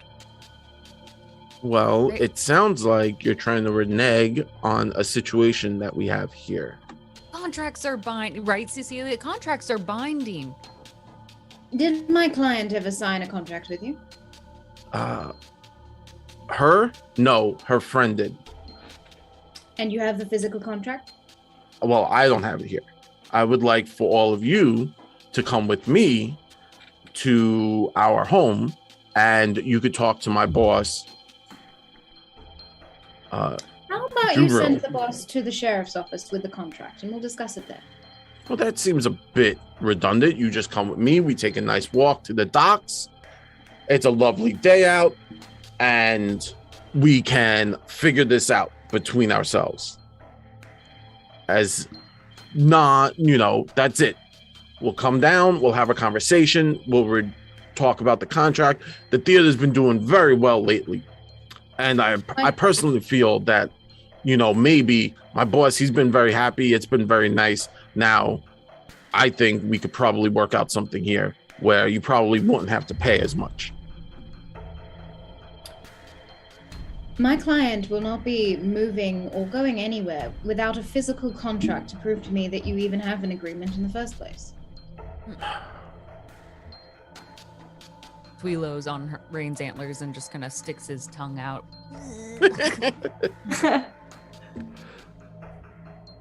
Looking I at do this. not mean to make this difficult for you. Oh, no, I understand you are a man of business, but you can also understand that I am not just going to take your word for it, sir. I do need paperwork. Well, how about this? How about your friend there with the antlers comes with me? We go down, we work this out. Then tomorrow, once everything's worked out, we'll meet you with the contract. No, you see, that doesn't really work for us right now. We're on a time limit. What's the matter? Oh, well, giants are coming to attack the city, and we're currently in a negotiation with the mayor in order to save the citizens. So, without a contract and without any sort of justification, we will be pursuing the saving of said theatre and the docks as well, unless you think that is not important. Yeah, we could choose not to save your stuff over at the port.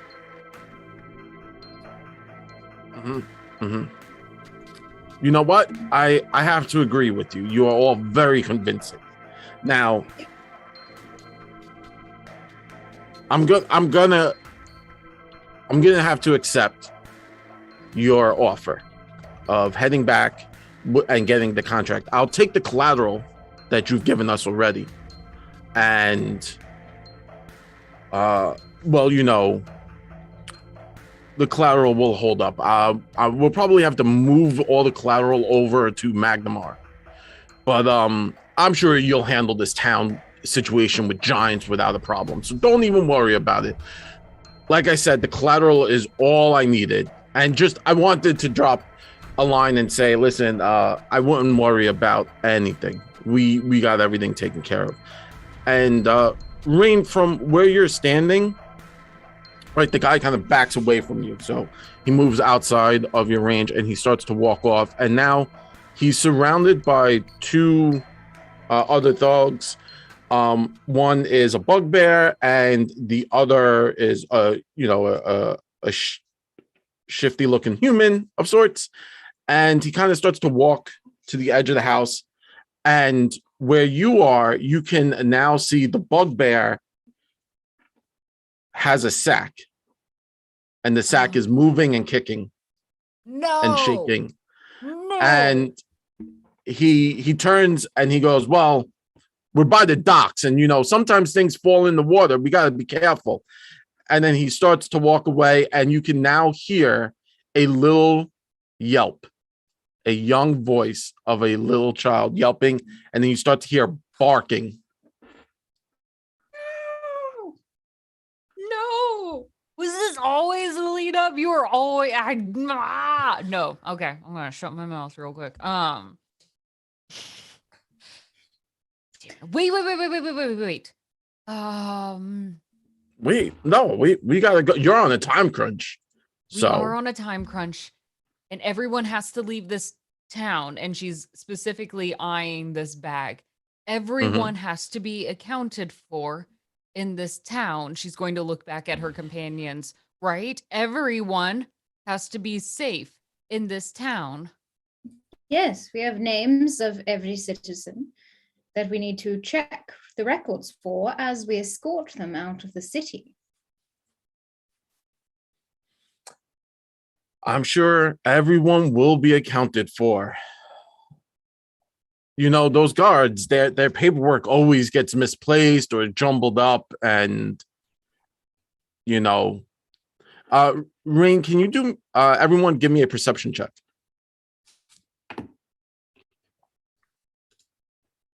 Boom. 38. Nice. Dang. We rolling 34. high. All right, Scarlet. we're there. Scarlet's got this. And Scarlet's there. Scarlet's there. You think back very quickly about your interaction earlier, and you remember that young guard. You remember how frantic he looked when he ran away the first time he got thrown out of the guardhouse. Mm-hmm. And you remember seeing him run as you were entering. You quickly remember you saw him run and talk to someone as he was getting thrown out of the guardhouse. And the head guy, the one you're talking to, Rain, he's like, you know, their paperwork gets scattered. You know, it becomes a problem. It could be days before we resolve everything, and everyone's accounted for, but it'll be days, and the travel, you know, kids get lost all the time. It happens out here. It's a shame. It really is a shame. Rain immediately gets upset. I'm going to cast Tanglefoot right away, trying to immobilize them, essentially. Sure. And stop their escape. GM, I would also like to use my ability of known weaknesses. Yes. To analyze this person. Mm-hmm. I notice a weakness and I gain a +1 circumstance bonus to my attack roll. Yes. So for that, all you have to do is quickly make a 1 second. Let me just, because I want to double check. Roll a society check with a +17. And that, so you kind of like, because it's a thug, you kind of know their weakness. Nice. Okay. That beats his class level. So you got a +1. So what you notice is he has a small limp on his right foot. And he kind of limps around. His gait is a little off. So his boot might be wrong or something, but you now have a +1 to your attacks, and I'll also give you an additional +1 if you try to trip him. Yeah. If I immediately convey this information to my allies as part of the check, each ally also gains a +1 circumstance bonus to their next attack. Awesome. Yeah. So I sort of signal using my eyes to Rain and to Scarlet. I just like look down at his like bad ankle and back up at Rain with a knowing look. Got it. Go for the ankles. And with that, you see her kind of open palmed up with both hands, and the stones begin to shake a little bit as vines and plants and weeds grow thick, reaching up through the stone, trying to grasp onto the legs of any of these debt collectors from us. Sure. So, to roll to see if they do well or not. So, Rain, what you see, it says modifier underneath the chat box. You'll see next to all the dice that are lovely lined up. Put a 1 in there. Okay. So a +1. So it should say +1, not -1. Does mine say -1 now? No, if you just hit 1, it should always be a positive. Ah, there we go. Okay. All right. It says roll an attack spell, but at the same time, I don't think it was actually supposed to roll. Like, have it? I don't know. I think they have to roll, actually, is what it is, but maybe not. I don't know, actually. No. I get to. I mean, you're doing pretty good. All right, we'll take it. All right. It turned out pretty well on your end. Yeah, that's where we'll take it. Perfect. Awesome. For the crit success. Yeah. On those? Yeah. Against there the Stelts Snarzy. Yeah. Oh, you like all my you like my names for them? I gave them personal names. Yeah. So that guy, that character in the back, that's the bugbear holding the child. As the vines kind of wrap and whip up around them, they take you could see it like getting into their foots around, just holding them in place. As that happens, they start to try and like hack, and they panic, but they're still holding on to the kid or the bag. The veteran you did hit, that's a success, but I am going to force you to re-roll that with one of my jinx points. Take this, veteran. And it misses. So as everything kind of comes out, he notices the moment that Cecilia kind of made that eye thing, and he looked at his foot. He kind of like leaned away from that and kind of shifted away. Scarlett, what would you like to do?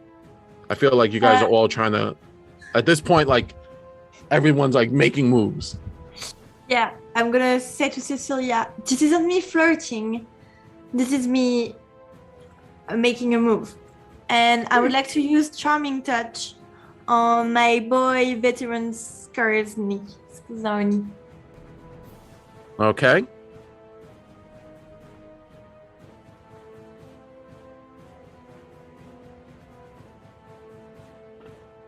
So as you reach out to touch someone and kind of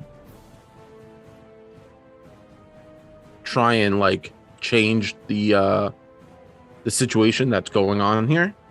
Yeah. Right? Yes. Let's see what happens. Oh, I critically failed. Yes! But I was granted so many jinx points. I'm gonna use a jinx point to re-roll that. No. This veteran. Yes, I succeed. Fair. Fuck. Sorry. I'm burning through them. So as you reach out, you kind of try, and the target is he sees what you're trying to do, and as you reach out to touch somebody and to kind of change the tempo of this whole situation, he grabs your hand and he says, no, you have to pay for touching. This is usually my line. Everyone roll initiative, which is your wisdom. Yes, everyone roll initiative. Cecilia is giving that +1 to everyone, which is awesome. It's making things better. So we are rolling wisdom. Wisdom for your initiative. It's perception. So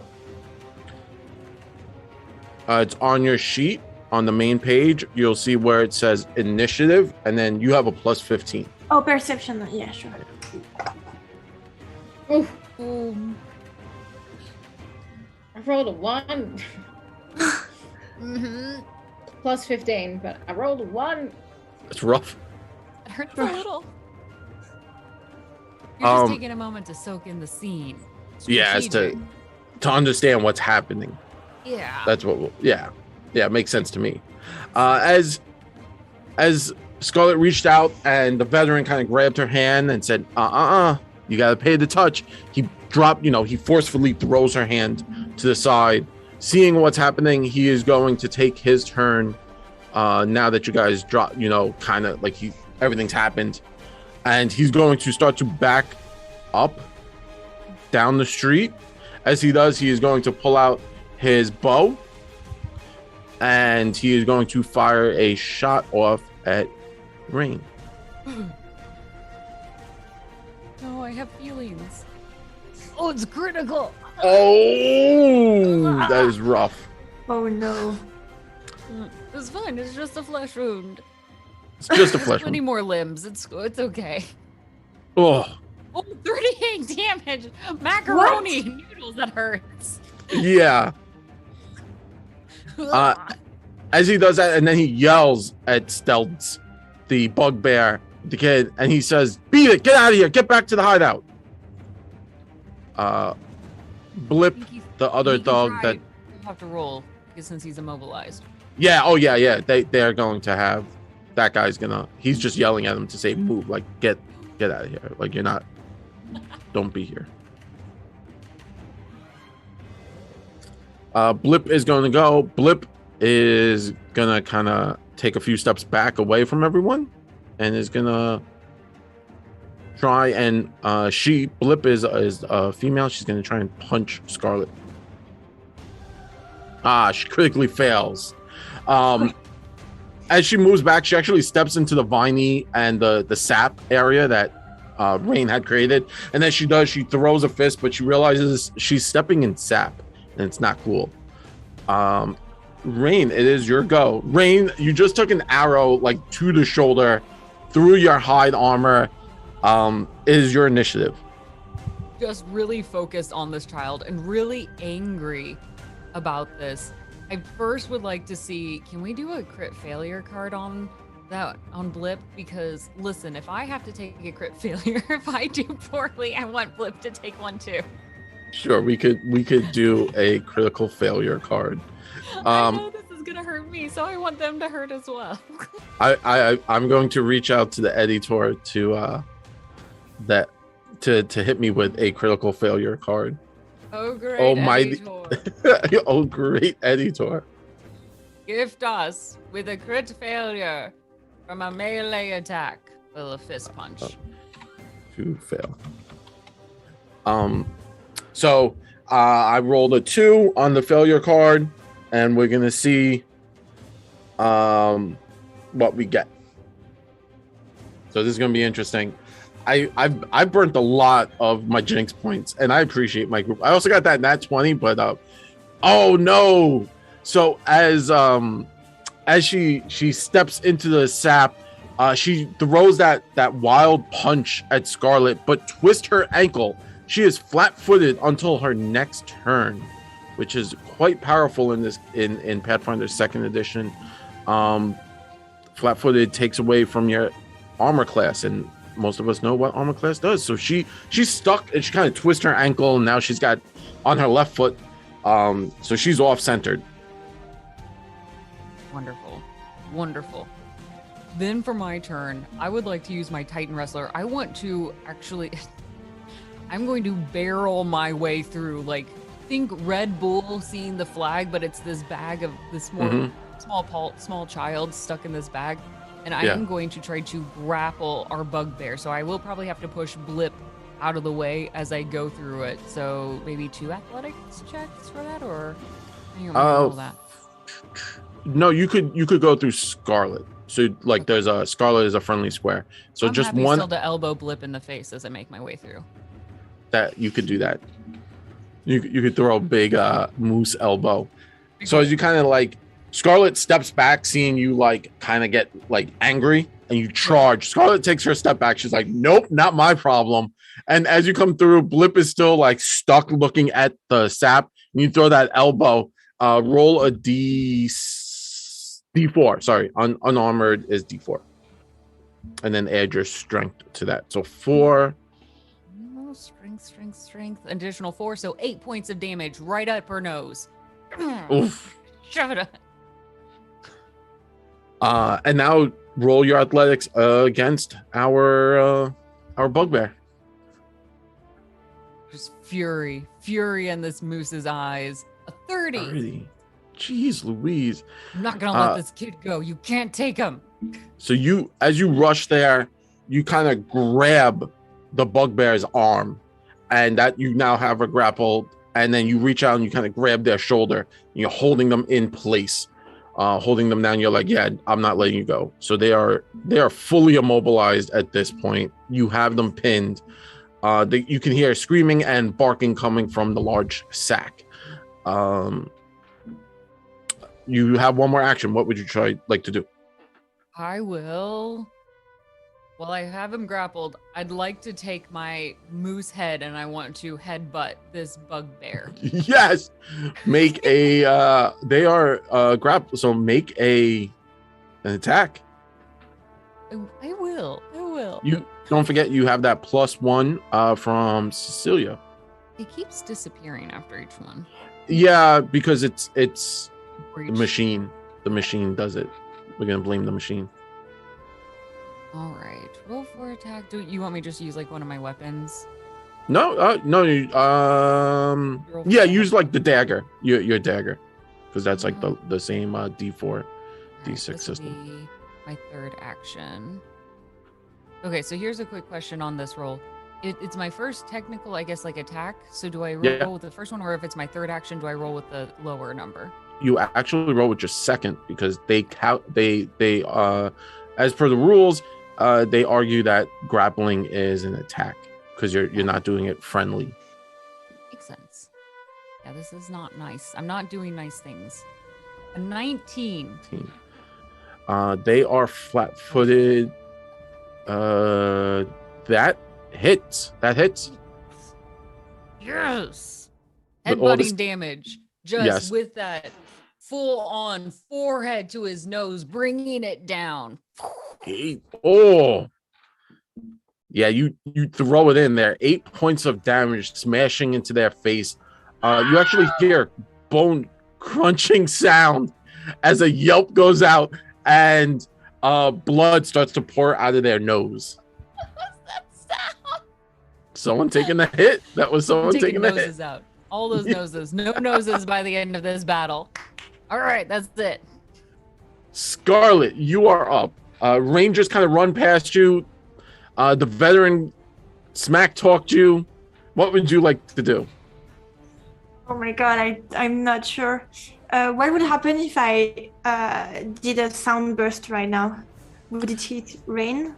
No, because you have space, so you could kind of move it where you'd want it not to hit rain, and that's perfectly fine. Then I would like to use sound burst. Yes. So what do the people hear? Like the sound of when you put like raw chalk on a blackboard, but super loud. Oh, I don't like that. That guy, the Trag, critically failed. Yeah. The one that Rain elbowed in the face failed. Okay. The veteran, who's now running away, critically succeeded. I didn't even have to change. He rolled a natural 20.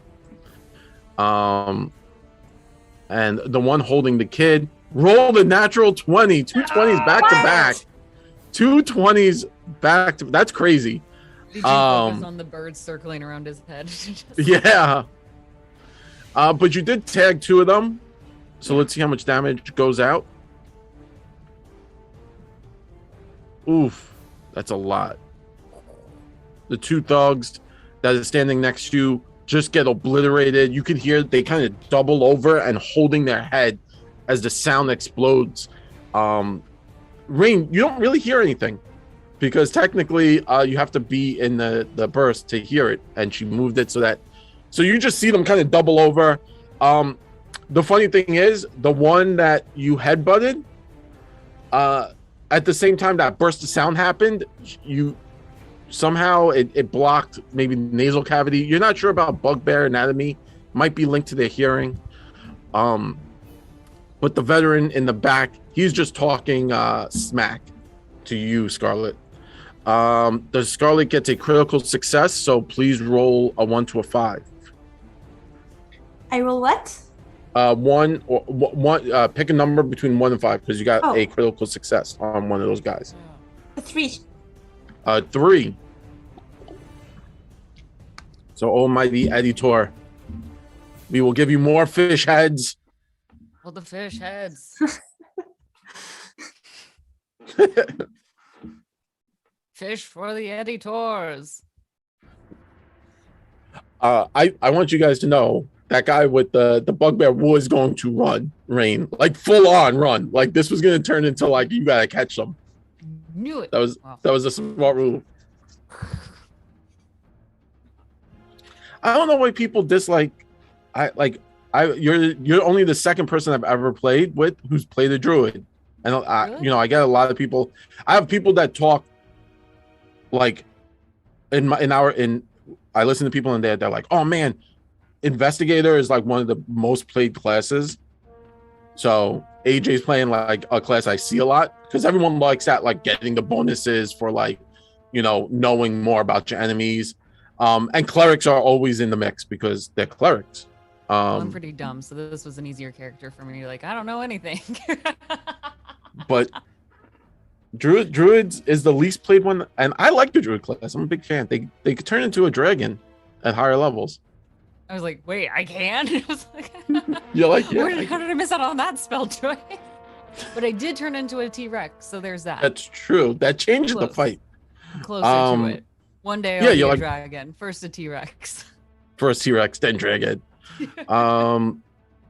It looks like okay. So the sound burst goes off and they are deafened and dazzled as it kind of confuses and bedazzles them. Cool. So that was Trag. Trag, no. I have backstories for all these guys if you would like to hear them. To make this combat a little bit On the more rough effective. streets. This Grew is up on the wrong side of the road. Yeah. Donates like 75% of his check back to his mom. Yeah, exactly. He's a mama's boy. He has actually a tattoo that says mom. Aww. Yeah. Fell in love So with a it girl on the other side of the tracks. yeah, it's a hard love story. But Trag is overloaded. They lose all their senses. They're blinded, deafened, so dazzled and deafened, and they are just confused. You have one more action, Scarlet. What would you like to do? I would like to use command on the veteran and use drop prone. So you're going to try and command him Yes. to drop prone. So as you weave your charming words, reach out, and you're going to try and convince him to do what you want.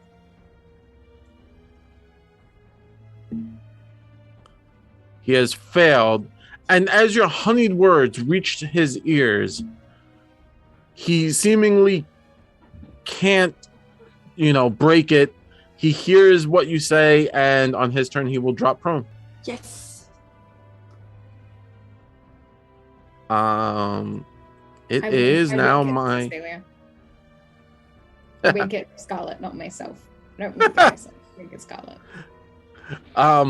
Next up is the thug that is grappled by Rain. The bugbear is going to try and break the grapple. Now, this is going to be a struggle. They are immobilized. So I have to roll a d20. See if I'm allowed to. I am allowed to do this. So they're going to try and break the grapple. See if this works.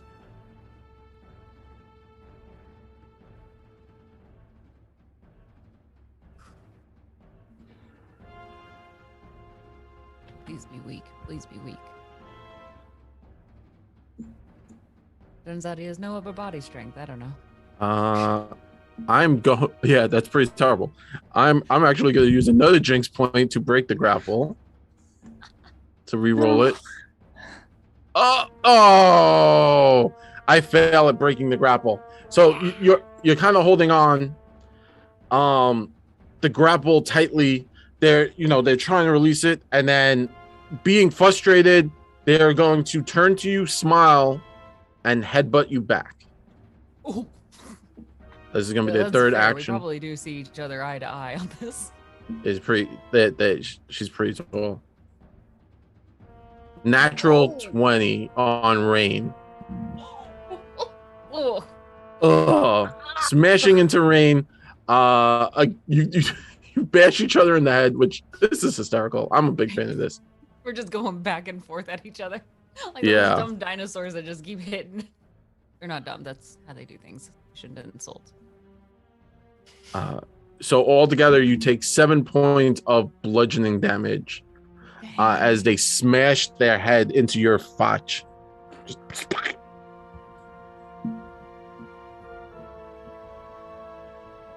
that it's whole turn. This one, she looks over at the veteran and says, I can't move, boss. You gotta take the kid.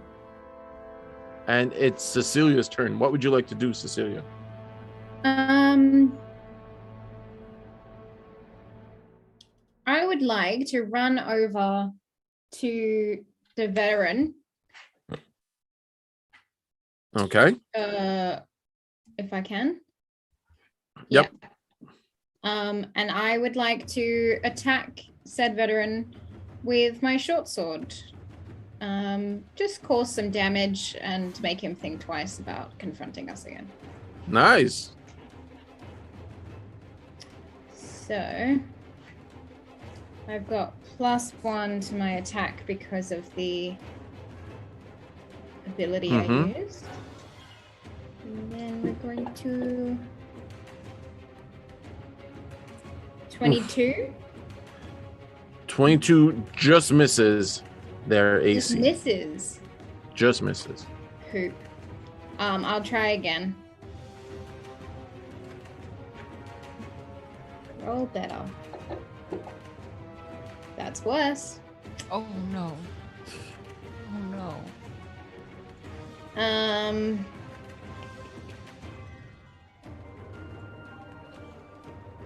Okay. I've just done 2 swipes with my short sword and missed. So I'm gonna pretend that was the plan, and instead I'm gonna kick out his bad knee. Ooh, yeah. I'm gonna I'm gonna pretend that these 2 carving short sword moves was purposefully a miss. And just sort of like jelly leg him. Nice. In his bad leg. What do I have to roll to jelly leg someone? that is actually a athletics check. So you're just trying to kick out their leg. Remember, you have that +1 to it because you know that he has a bad knee. Yeah, okay. Athletics. Okay.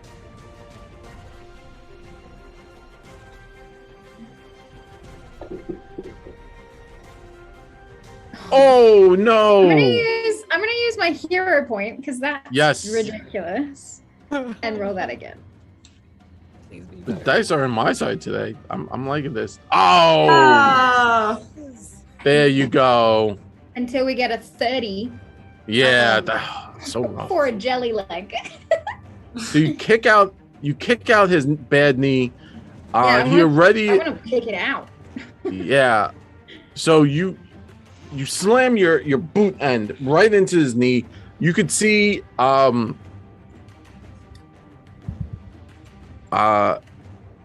you could see that if you've ever seen like the old 90s kung fu movies where you step on the inside and you kick the inside of his knee so it pops out to the left, a little weird. He goes down holding his knee and then he makes eye contact with Scarlet and you can see he's trying to beat your thing to tell him to keep going and laying on the ground. He's very upset by that.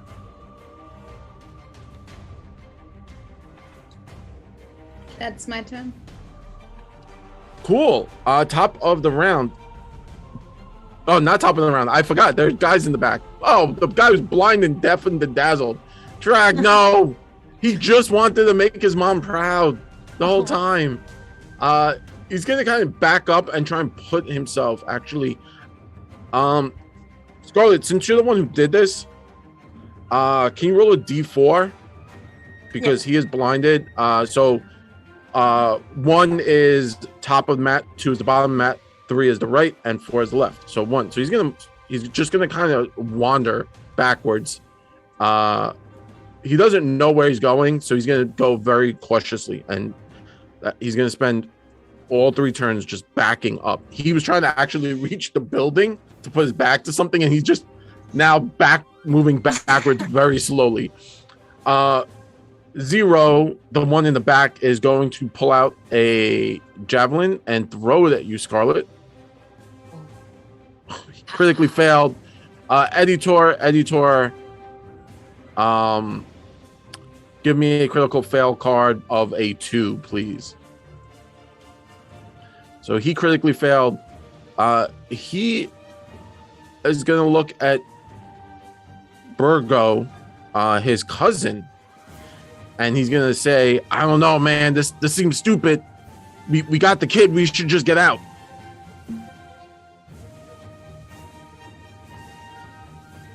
And he's going to kind of step forward, and he's going to try and hurl another javelin, this time at Scarlet again. And that's just a miss. It whizzes past Scarlet. His cousin, though, is a little bit more aggressive and is just going to run into combat. Spend all 3 turns running into combat. The veteran goes. The veteran is going to take their turn to try and defeat Scarlet's save. Yeah. They're going to try and defeat Scarlet's save, so he's going to make a will save. I'm going to burn another hero point to beat Scarlet's save, or to get a reroll, because your DC is a 27, and I'm not close enough with that. I beat it. So that is his turn. Standing up, and Blip goes. Blip's in the mix. Blip is going to spend their turn to aid Stilts, the bugbear, to break the grapple so that they can run. Rain, what would you like to do? While I have our bugbear in hand, I'm going to be like, listen, if you just drop the kid, I'll let you go. You'll be fine and you can have your life. Just really playing on the real intimidating factor. And she's going to squeeze his arm real tight as she sends this message across. Just let go of the bag and you all can walk out of here. This is way meaner than I ever want to be. Rain. Yeah. There is an ability in the game that this actually covers, and you are currently using it. So I would like you to make a strength check. So instead you can replace your charisma for your intimidation. So normally it's a charisma check, but you can now use strength instead of charisma. So so so 11, 12, 13, 14, 15. So where it says that modifier, just put a 15 there, a plus 15. And all the little figures that you see up on screen, chat, those are all made by Hero Forge, who is sponsoring us currently. Sorry, it's not letting me edit this. Boo. Is it only letting you go up to 1? No, you could get a 15.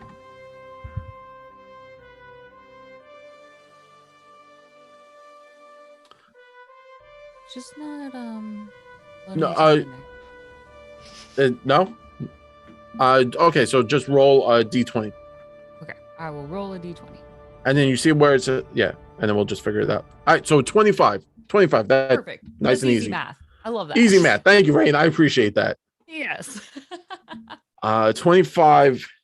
They are frightened of you. And as you say that, you could see that they kind of let go of the grip on the bag just slightly as you're holding them and you're squeezing, and they're like, I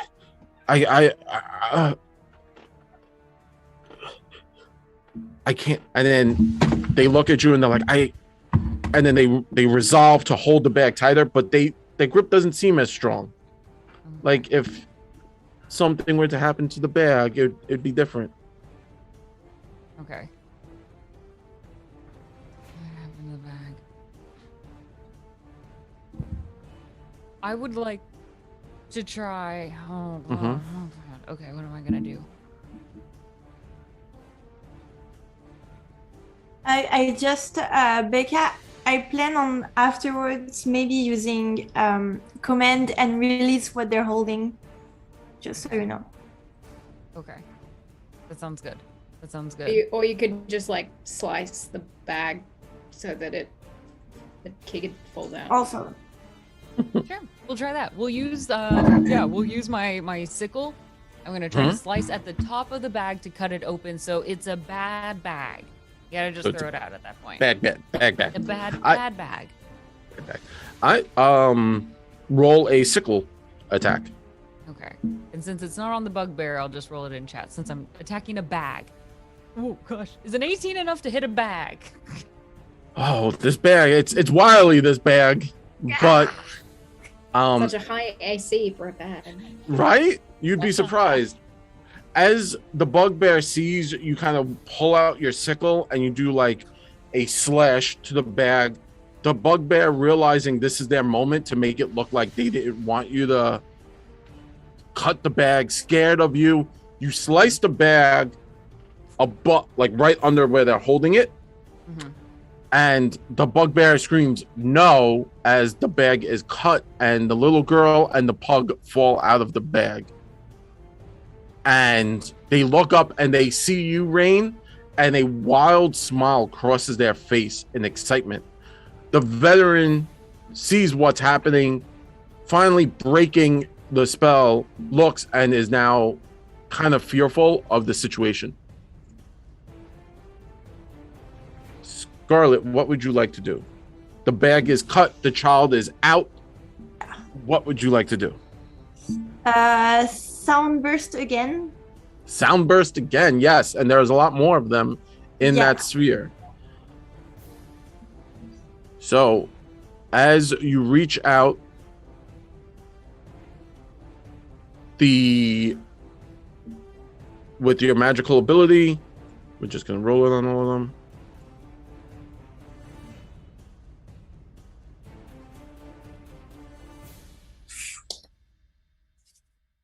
Oh, the one success is the veteran, but it's okay. All of them failed. There's actually a critical fail, so it's double damage on all of those critical failures. So all you have to do is choose a number between 1 and 5 again. 3 again. 3 again.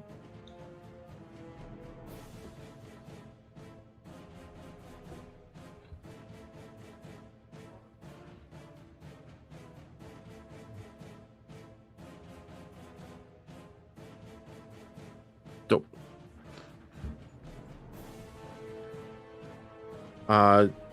So it off balances them and they are all flat-footed again, continuingly. As the sound burst explodes, Rain, you see that the bugbear you're holding, something twitches and something misfires in their head as they couldn't really, after you scared them and everything else, they couldn't hold on. They know they failed their master or their family by letting the kid free, and they kind of just give in to the sound burst. As it does, blood kind of just starts to come out of their ears and they fall unconscious onto the floor.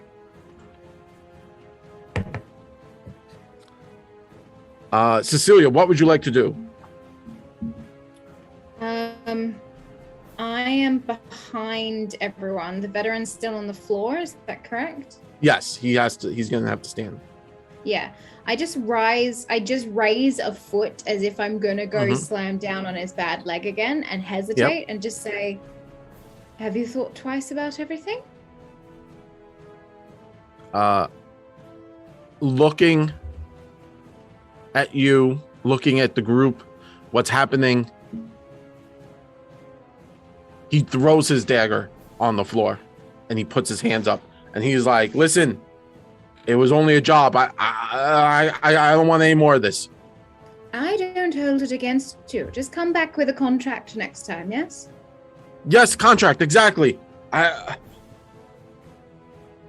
And he turns to you and he says, I don't want anything else. And then he starts to slow. Are you gonna let him stand? I help him up. You help him up. Oh, as he starts to stand up, he keeps his hands up raised and he says, everyone get out of here, get out, go back to the warehouse. And then they all disperse. They all start to run, a few of them saying things. The bugbear on the floor, he actually goes over and grabs and picks up and takes with him. And then you notice that the child is on the floor. The kid now runs to you, holding Rain, holding the puppy, wraps their little arms around your legs and give you a hug. And they say, Miss Rain, you saved me again. First with the... You're okay, but you shouldn't be following me like this. Come on, we're headed to the church anyway. Everyone's gonna be there. We'll find your parents, all right? Yes. Okay, yes. Thank you. Yes, and she'll put the little girl over her shoulder and carry the pug underneath like the football carry that she does.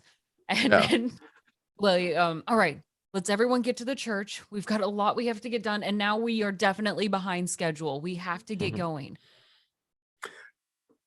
As you make your way to the church, you now see the sheriff is standing outside the church. Father Xanthus has come, and so has the mayor. Cecilia, you the letter to the sheriff.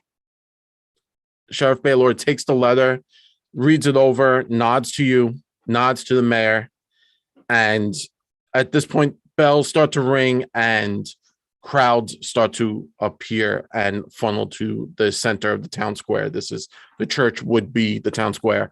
The church is a church, for those who don't know, Scarlett and Cecilia, it's a church of multiple deities because the town has multiple deities, and it's just kind of like where everyone goes to worship. So it would be like the center. As everyone kind of congregates at this point, you could hear commotion, people are talking, and Mayor starts to give a speech explaining the situation. The town has to go on a small pilgrimage of safety to leave the town, that currently there is a small situation that will be occurring in the town, and that the heroes of Sandpoint, the Roonies, have decided to handle the situation within the town. As the mayor kind of comes to the end of their speech, people in the crowd start to shout out different things, asking, oh, is it the undead? Oh, I heard it's giant serpents. Oh, I heard that there was a giant serpent attack and they're coming from the ocean. Someone keeps saying that the merfolk are at it again. And it's now just become like a whole situation about water, and you're unsure about how people got it in their head that it's become an aquatic attack. Yeah. I'm gonna step forward and raise my hand to silence everyone. As everyone silences, we are going to, so I like to do something, it's a little different, just to give a heads up to the audience listening. It's skill checks. It's actually from Dungeons and Dragons 5th edition. I stole that, so I'm stealing it and I put it in my games. Basically, my players are going to tell me what they want, and they have a 3 out of 5 chance to use skills to get successes. So if they fail all 5, then we'll see the town might erupt into a panic. If they pass 3, the town will help them. So Cecilia, since you raised your hand, you've quieted the group. What would you like to do, and what skill are you choosing? I'm gonna roll diplomacy. I am gonna give a mighty heartfelt speech about how going on this pilgrimage will connect us to the divine and save the city from the oncoming threats, and that I don't mention water, I don't mention anything else. I just do something based on like instilling hope in the people. Okay. I'm going to be very honest. You have a DC of a 25. Okay. But everyone did save the child and actually end the combat encounter without more combat. So I will give everyone a hero point for that combat. Okay. Here goes. Wish me luck. Good luck. Oh, use that hero point. I'm gonna roll again. I'm gonna use that hero point immediately. Yes. Here's more luck. Oh, my whoa. gosh. What the Very, very close. As you kind of come out and you say that, the crowd doesn't, like, they don't stop, but they start to, like, they're like, oh, okay, yeah, like, we have to go on this pilgrimage. They're like behind you in the beginning, and then you lost them a little bit at the end, and they're like, but what about the merfolks? We don't want merfolks in our town. They're going to steal our fish. Next, so at one failure. Next up, who would like to go next? Scarlet. Scarlet kind of pushes her way forward, and what would you like to do? I would like to make a speech about how my goddess, who is really close to their god Ademar, sent me a vision of like despair and the whole city in ruins and dead bodies of children everywhere, and I make a horrible depiction of what's to come if they don't move their asses. I like it. You instill fear in them. Yeah, Yes. she's dropping that intimidation bomb.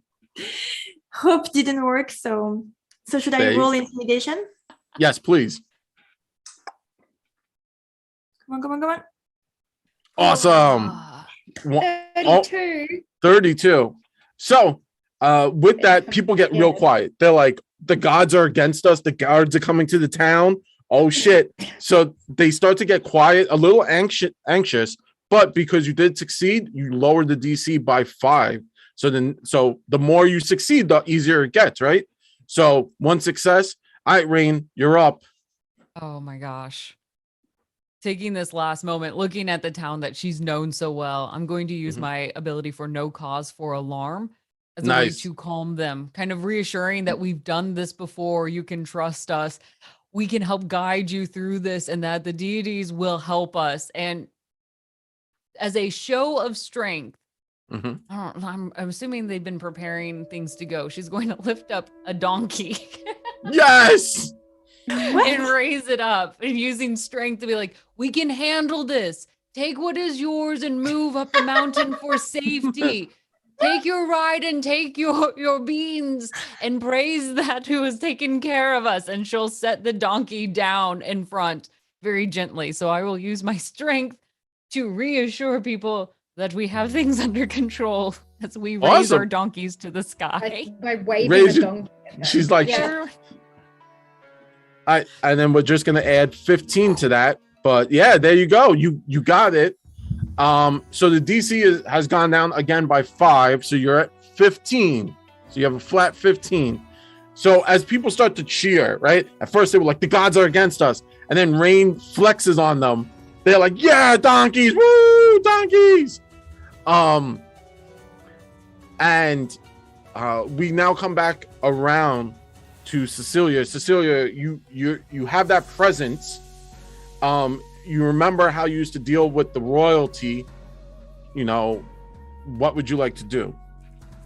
I'd like to, so I don't know how or what this applies to, but I have a very high society. Yes. So I assume that means that I can like assess a crowd and be like, I know who kind of does what. I can read people. I know the society that's before me. And using that skill, I'll start to put certain people in charge, start listing the things that they need to do. So like, we need to pack food and water. We need to only take minimal belongings, and we need to make sure the children and the elderly stay in the middle of the group, protected by the guards. Yes. So and start like actioning, so people start moving. Yeah. All right. So you're kind of like taking the end of this, and you're like pushing it forward, pointing out people. You're like, you, the baker, you gotta make bread. You, the wheel, the wagon, right? Let's get the wagons going. So I see what you're doing. Yeah. Use that society.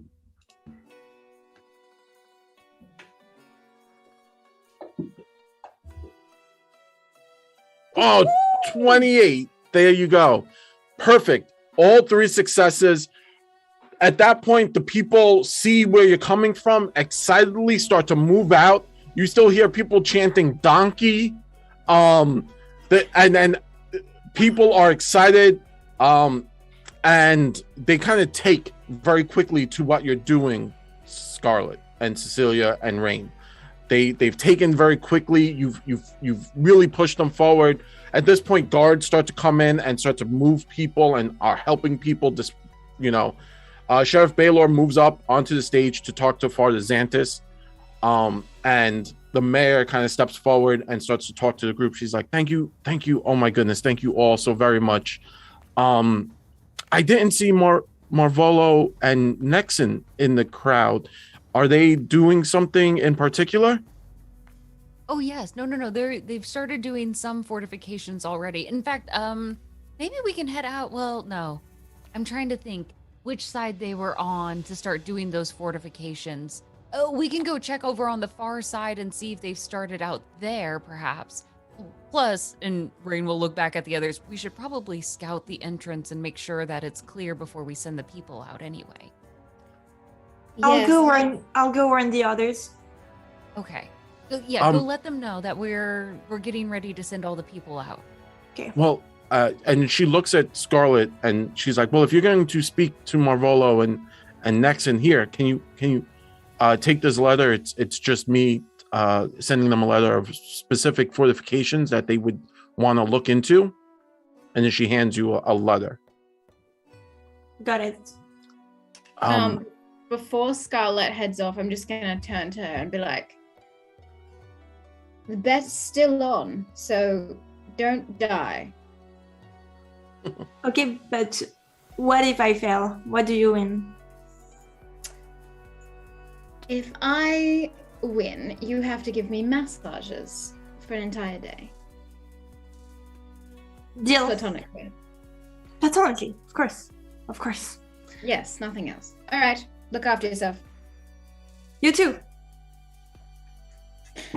And with that, Rain and Cecilia kind of head off to start to move the townsfolk out into moving them out.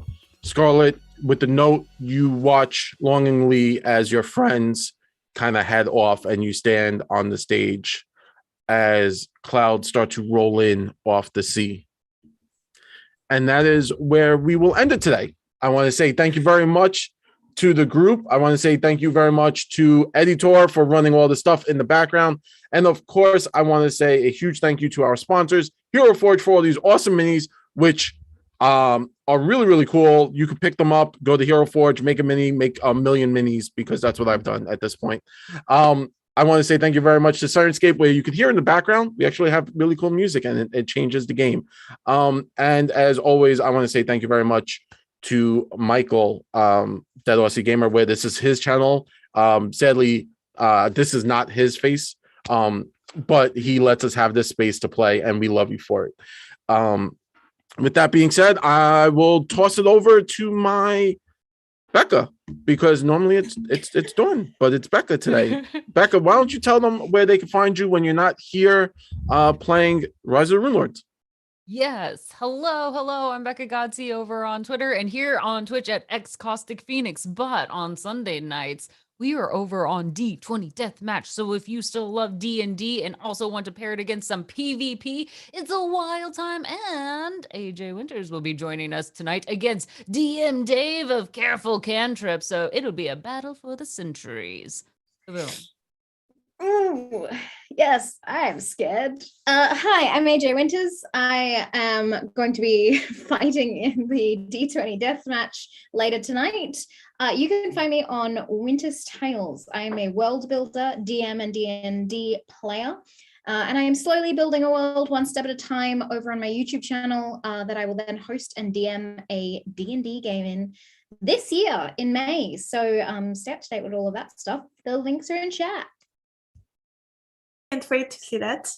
And you can find my work, which is webcomics, on Insta. Insta is my main platform, but it's also available on Webtoon and Tapas and all other social medias. And it's a fantasy, comedy, slice of life kind of comic. Check it out. Thank you very much. And I'm GM Jared, where when I'm not here, I'm on my channel over at NVNG. Or you could just visit my website, nvngpodcast.com. And we're currently doing Pathfinder 2nd Edition, Wrath of the Righteous. Not there's now a video game, Wrath of the Righteous, but we're doing the old school tabletop role-playing game. Yeah, so there's that. And normally Michael does the sign out, but I will do the sign out. So from all of us here at Dead Aussie Gamer, and want to say thank you very much. Next week we'll have a different crew. Also, everyone levels up, even the people who aren't here. Get some levels. Yay! Levels. So I think we might raid someone. So stick around. We're already raiding. We're raiding. Oh, we're raiding. Awesome. Thank you. Thank you very much, editor. And much love from everyone. So bye. Goodbye, friends.